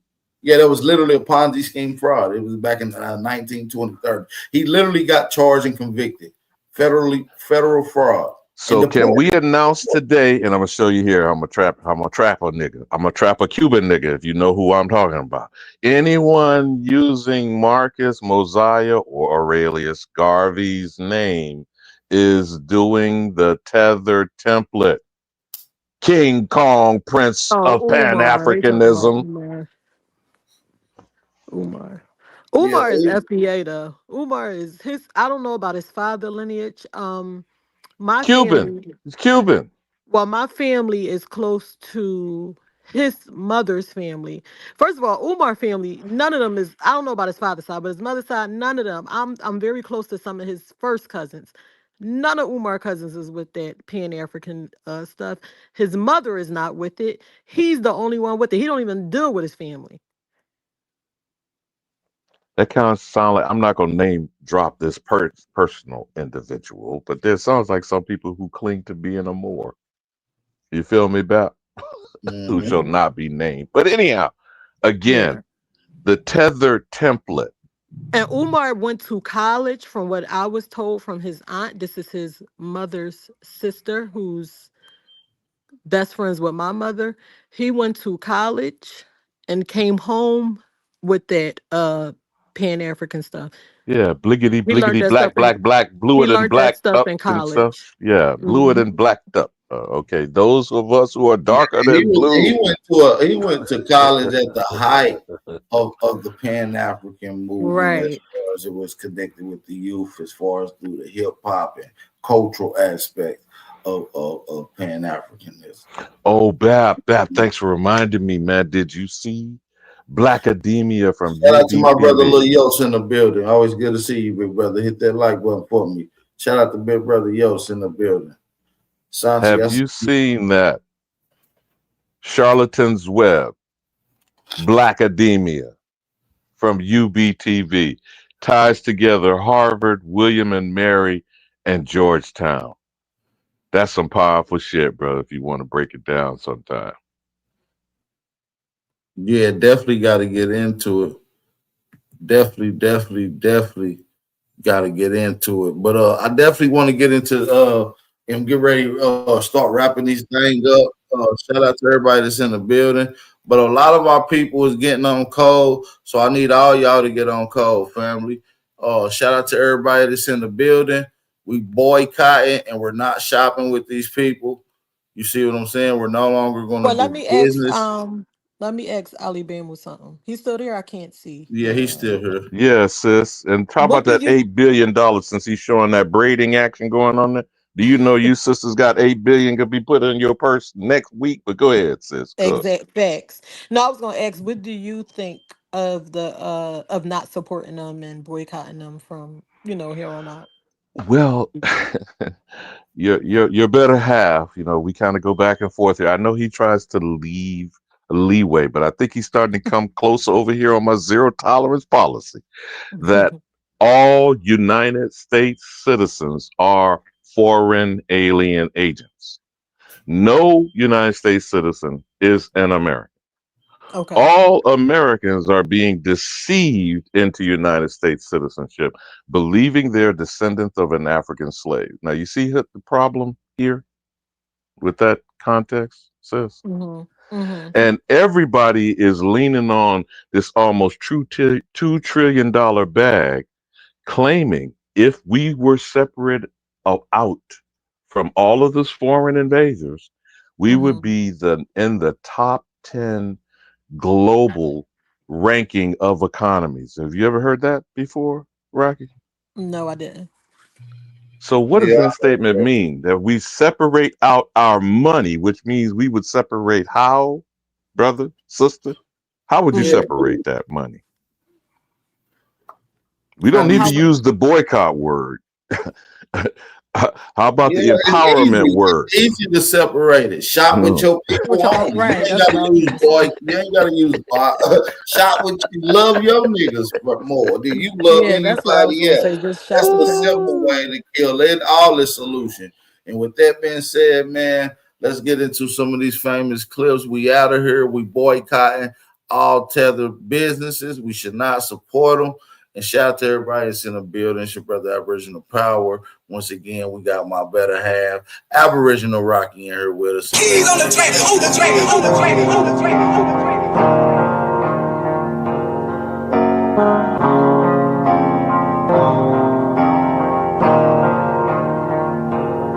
For the stats, I be beating the odds. In the blood, it be making me calm. Ride the turbines just like I'm Saddam. I'ma blow it just like I'm a bomb. I'ma leave it to pop braid an ace pimple and then go sit down to braid somebody's hair. Mind you, she didn't wash her hands or nothing, and she popped through with her 2 thumbs. Okay? Popped through with her 2 thumbs. Sat down and was about to braid the girl hair. I was like, don't wash your hands. So she like, what? What you mean, what? You just sat there and popped that girl pimple and you gonna sit here and braid her hair and don't even wash your hands? That's fine, nasty. When I tell you, it seems like every time I go get my hair braided, I get stressed out. I'm over it. And another thing that they be doing, they will dead cough on you. Like, don't cover their mouth, nothing. They will really cough on you as if they don't know that that's nasty. Like, are you serious? I'm done. At this point, shut the African braiding shops down, because it's been 2 days. I've seen 5 videos, 5 different African braiding shops. 5 different African braiding shops. You hear me? And 5 different arguments, 5 different fights. In 5 different African braiding shops. So what are they telling you? They gotta go. President General, Ogala, Mokawasuke. Did you see the videos where they were like, they're gonna boycott Africans in August? Can y'all do it now? Like me, if I was so passionate about something, I would never wait till the next month. Do it now. What's holding you? Do it now. But I'm about to stop going to the African braiding salon, and I feel like a lot of Black women should do the same. Hear me out. I don't know if it's just me, but I honestly feel like I have anxiety and like legitimate trauma associated with these establishments. Like, it's that bad. You're there all day. They tell you one price when you get there and then tell you something different when they have you sitting down. They're disrespectful. They're rude as fuck. It's to the point where it's like dehumanizing at this point, honestly. Like, it's just not healthy. Like, I just don't think it's good for Black women's mental health to continue to patronize places that dehumanize Black women. And this is something that I've noticed. It's like, the ruder you are with some of the people that work at the salon, the nicer they are to you. Like, it's weird as fuck. It's like they strive in this like weird combative space, and it's just not healthy. It's not cute. It's not professional. It's just, it's honestly disgusting.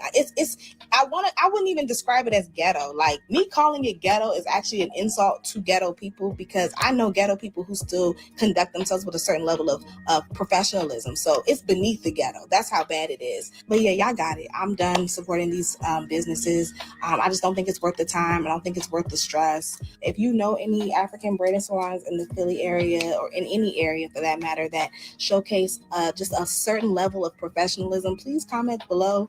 I would love to support them. You know, we love to circulate the Black dollar. But what I'm not about to do is support businesses that foster an unsafe environment for Black women and for our mental health. Okay. Yeah, I will not be supporting these businesses that disrespect Black women. I don't give a fuck if you're Asian owned, Black owned, African owned. I don't give a fuck. If you disrespect the Black woman, you will not be getting my money. But yeah, that was my little rant. I know it was long, but yeah, comment below if you agree. If you disagree, I would love to hear your thoughts, because I just want to know, am I alone here? But yeah, I'll be back, y'all. Yeah, let's get into the set. But yeah, I'll be back for some. No, I'm not all right, Mike. 3 days of this shit. Got my nerves all right. I see a lot of y'all starting to go back to these African braid shops and having to report back with terrible experiences. And in my head, I'm like, did we forget why we stopped going to them in the first place? I'm 31. I haven't been back to the Africans since I was like 19 years old, and I have no plans on ever going back to them. For one, I got tired of upcharging. If I tell you the length of my hair, the style that I want, the thickness and the texture over the phone, and you quote me a price, when I show up for my appointment, don't start my hair, and because of the length and the thickness, you then want to try to upcharge me $80. It never failed. Every single time that I was there, they was arguing and fighting with somebody. Every time I was there, it didn't matter who was braiding my hair. They would stop braiding my hair to eat. And this ain't a quick little 15-minute chow down. They was taking 45 minutes to an hour lunch breaks, whole ass lunch breaks. Then had the nerve to take an hour lunch break. After you finish that, you want to stop my hair again to help the person next to you finish the client they had. I got here at 9. It's fucking 4 o'clock. I want to go the fuck home. What are we doing? Then they braided too tight. Edges is snatched out. I will never go back. And that is why I started to go to YouTube University to learn how to braid my own motherfucking hair. I know these independent braiders be charging a lot of money, but baby, I will sit and I will wait until they have a little flash sale to book an appointment with these braiders who braid outside of their house, because I will never go back to the Africans. I will never. They do, child. Y'all know I got a question, and I be thinking, because y'all know I'm a critical thinker, right? So the boycott got everybody going crazy, okay? The boycott, FBAs talk about they boycotting in August, et cetera, got folk going crazy. Mind you, the boycott in August don't have nothing to do with me, because I have never, ever actually supported anybody's business in that demographic. I ain't never got my hair braided or nothing, okay? When I seen people's edges falling out, I ain't no way. And my granny raised me to know you don't let everybody play in your hair, okay? Come from a long line of hoodoo women. We don't do that. We don't let people have access to our heads. But anyway, for the sake of this conversation, because these people, the Africans say they got all of the degrees, right? And they very, very intelligent. That's what they say, right? They much smarter than Black Americans. So here's my thing. Here's my question, okay? When y'all was running around saying to Black Americans that we are more successful than y'all in your own country, why did y'all expect Black Americans to continue going to the braid shops or continue supporting y'all business or continue to support y'all endeavors? Why did y'all expect that Black Americans would continue contributing to your success after you demeaned and belittled them and talked shit to them in their own country? Why did you think you was going to keep having access to their dollars and their money? And some of these people said that their response to it is that they're going to boycott BAs. Okay, so does that mean that y'all get ready to leave America? Are y'all going to boycott our home and go back to your home? Are y'all going to boycott these civil rights that our elders and ancestors fought for? Or are you going to keep using those to be successful? Okay, because all of the various different things, okay, Black people didn't have access to none of that shit, okay, until Black Americans stood up and made that shit possible. So is y'all finna boycott that shit too? What y'all finna boycott exactly? Because here's the thing, y'all ain't never support shit that BAs had going on. Y'all ain't never go hook no BAs up with no damn jobs or nothing. Y'all ain't never help BAs get no goddamn grants or business loans. Do any of y'all got BAs that you are in business with? Questions that need answers. So did y'all actually, does it actually hurt BAs for y'all to boycott BAs? No. BAs make BAs. BAs always been standing 10 toes down for BAs. Y'all be living in y'all own little nook and cranny off to the side some fucking where. I'm gonna tell you, we got folk from other countries that live in my city, right? And them motherfuckers don't live nowhere near us. I don't even know where they live at, but I know they here though. But I don't know where they live. Okay, so they gotta be far, far, far somewhere else. And I live in a predominantly Black with some white community. I don't never see these motherfuckers at the goddamn grocery store. I don't know where they little set up at or nothing. I just know they here somewhere. What I think this is, okay, is an overestimation of shit. Okay? An overestimation of population size, because BAs outnumber y'all literally 5 to 1. Okay? I don't even think it's 5, but I'll say 5 to 1. I'll say 5 to 1, but I think it's more than that. Okay? Literally, BAs, it reminds me of when we watched the shit go down with the Latinos. When the Latinos was like, we hard workers, we not lazy, we do this, we do that, we successful. The motherfuckers still went in them goddamn polls and voted their ass out the country. It's a lot of people who are overestimating their value. Okay? A lot of people don't understand American history. They don't understand that America can get rid of all y'all today, and the work still gonna get done. Because you know who was doing the work before they brought y'all here? Black Americans. They'll go right back to Black Americans doing the shit and do exactly what the fuck we wanted they ass to do, which was just pay us more money. That's all we asked. That's all we asked them to do, was to pay us more money. They brought y'all in so that they could pay y'all lower wages, which is documented through research. Since y'all so smart, y'all can actually go look up these fucking studies that say it. Okay? But yeah, I mean, I just find the whole situation perplexing because I don't know where the critical thinking skills was at. Okay? And if you are basing your livelihood on white people and what white people do and what white people feel, what white people say, or white people favoritism, then you already way behind. You already in a bad situation. And you're going to end up finding out just like them Migos found the fuck out. Have a good day. This is for those who look down on Africans, call themselves FBA, Foundational Black. Black folks, stop spending your money with these people. Don't go to their hair braiding shop. Hell, they about pulling your edges out anyway. Be in the shop, talking all crazy about you in their native tongue because they scared to tell you that stuff in English. Don't never invest anything back into the community. I don't see none of these shops having back-to-school drives for these kids or nothing. But be right in the mix where we dwell, making their money off of us. So I hear the women supposed to be boycotting these shops. I'm all for it. Please do so. Quit spending your money with these people. It'll shut them the hell up, trust me. Funny as hell. Okay, these Africans really own one. They do not like us. First off, they never liked us. But second off, the fact that they done caught wind of us boycotting going to their businesses is fucking hilarious. Look at this bush bitch. And I'll be right back. The consensus of all African and Caribbeans. Everybody from Jamaica, Trinidad, Haiti, and Africa. If this meet your consent, since the Black American want to go to war, let's try, let's see. All of us, let's call out one day from work. All of us across the United States.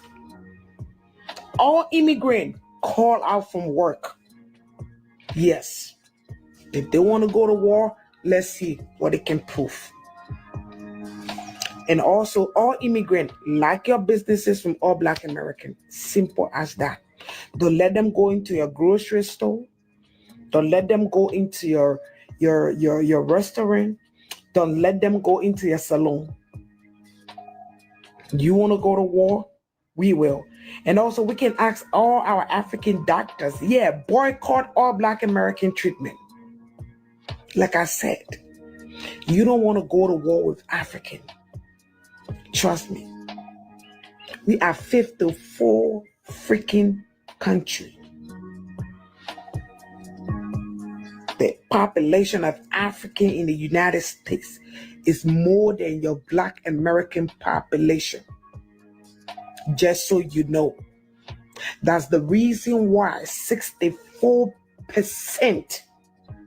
of the Democratic vote is immigrant.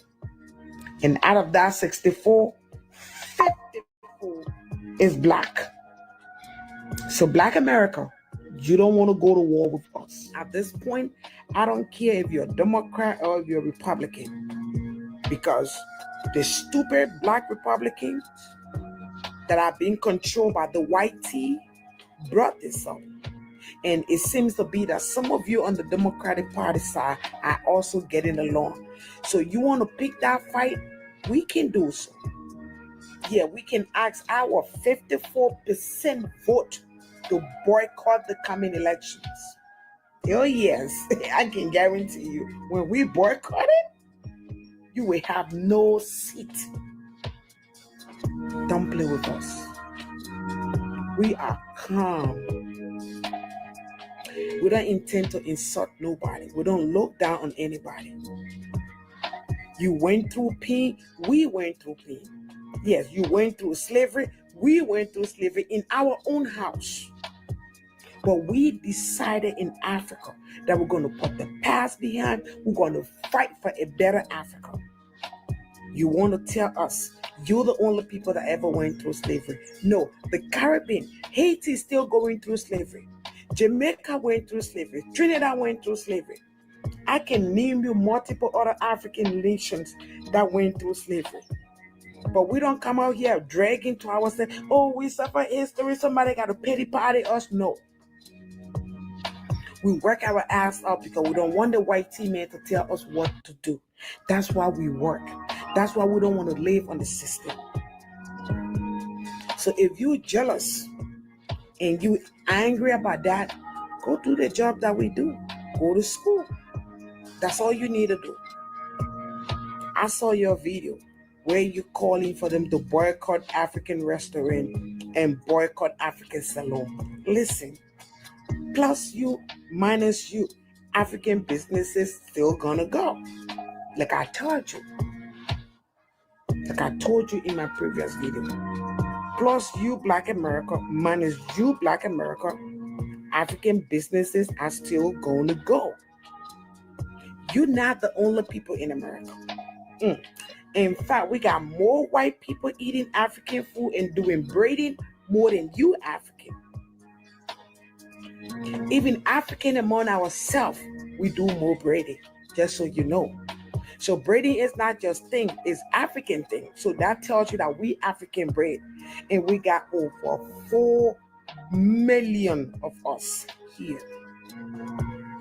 More than 4 million of us here. So that tells you, plus you, minus you, our business will still go on. But if we boycott you, you in shit. Yeah, you would be in shit. Because guess what? When we boycott you from going to our restaurant, you got to learn to cook or you got to go eat McDonald's shit that they got to give you.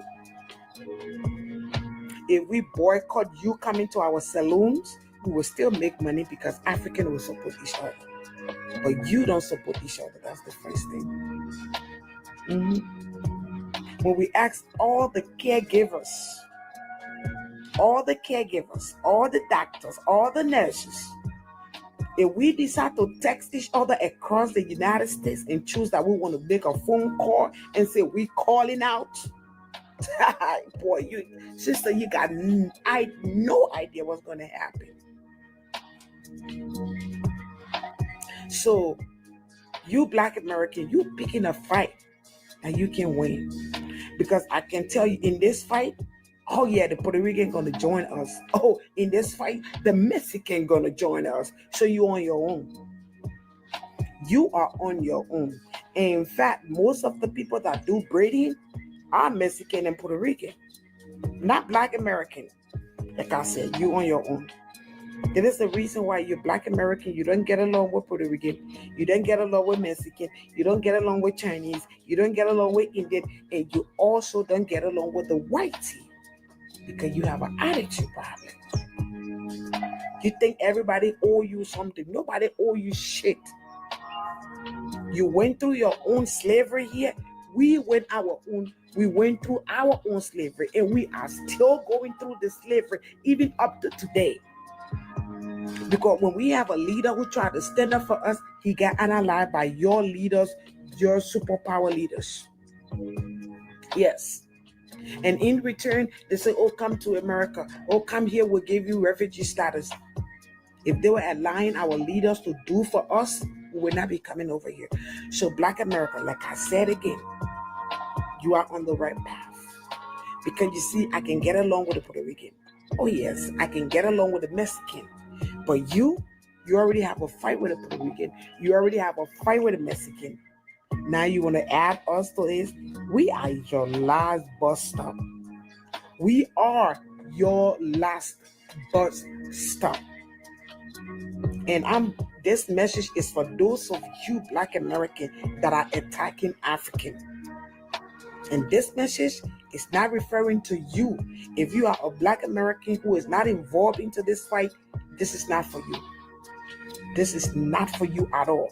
This message is precisely for those FBA on TikTok calling for them to boycott African Saloon. Listen, we can boycott you whatever way we want. We can choose the day. One thing we know, you don't communicate. And one thing you don't know, we African, we communicate, regardless of where we come from. The entire 54 countries in the United States, all the citizens communicate. When Gambia is celebrating her independence, Liberia, Nigerian, everybody will go there, we interact.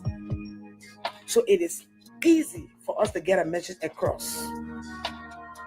You don't want us boycotting, because if we boycott you, we will not let you into our grocery store. Oh yeah, we will not serve you gasoline from the African gas station. We will tell the Indian, listen, you don't want to pick a fight with legal immigrants. Okay? Because when you're picking a fight with legal immigrants, just know the Chinese will be on our side. The Indian will be on our side. You're not going to have anything. Even if the Chinese decide to stay neutral and the Indian choose to stay neutral, only we African, only us can deal with you to the fullest. We're not going to do no pew-pew. No, we're not going to fight. Okay, where we come from in Africa, we know that doing things the harsh way doesn't pay no result. We can react quietly. When you come to our salon, we say no hair. Yes, when you go to the doctor, he will tell you, oh, I already finished seeing my customers. The nurses and stuff you come across, all of them are African. Yes, Jamaican and African too. Yeah, Trinidadians are African. Haitis are African. So you calling us, you want to pick a fight? You're not ready for this war. I'm telling you.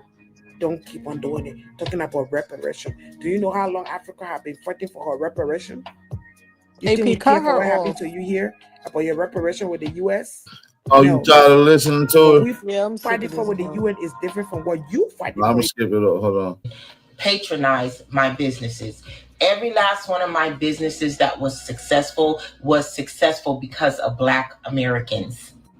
But then I think about how I have conversations with my African friends who've been here for a while, and then they'll visit back to Africa, and how they're treated in their own country back in Africa over white and Asian people and other ethnic groups over their own people. I say, of course, they wouldn't understand, and it wouldn't even click in their brain that it's something that's coming from your side.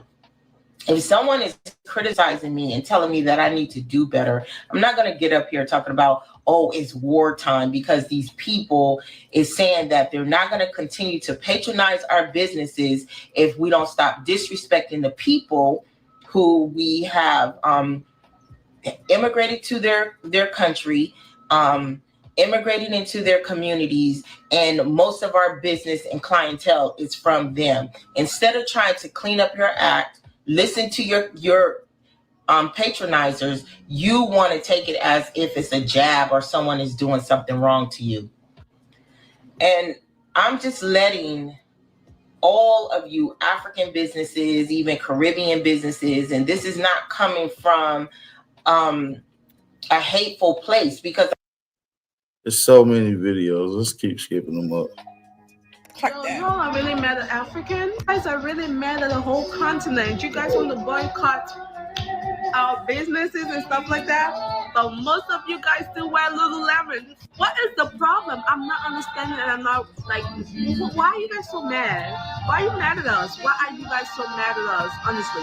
Funny thing is, if we all get pulled over by a cops, we're still Black at the end of the day. At the end of the day, it's still going to be the same thing.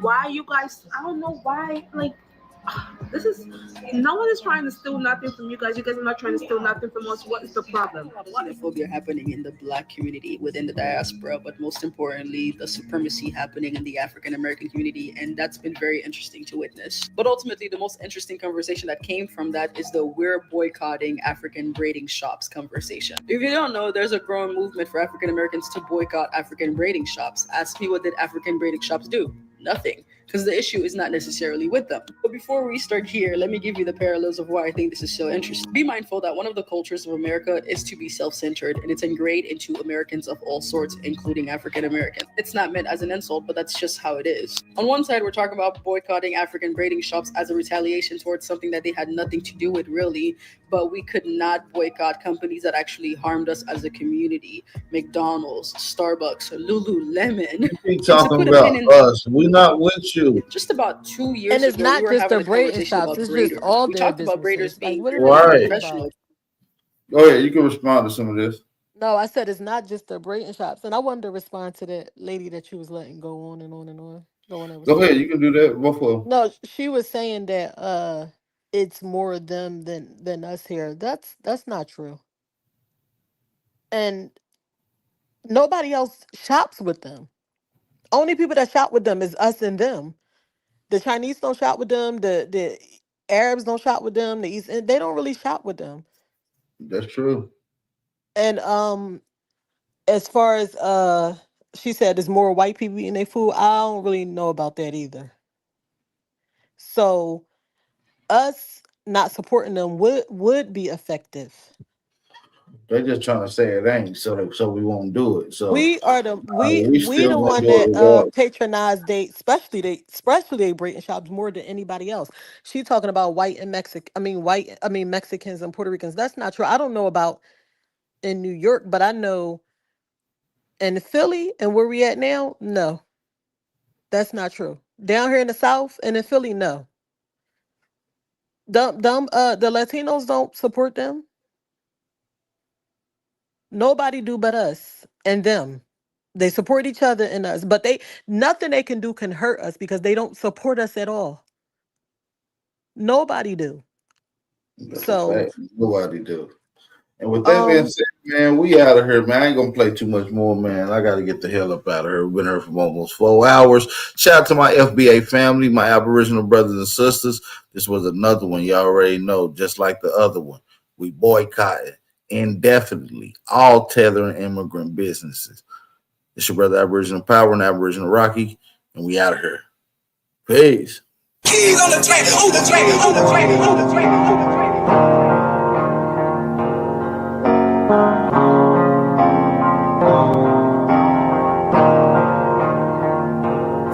For the stats, I be beating the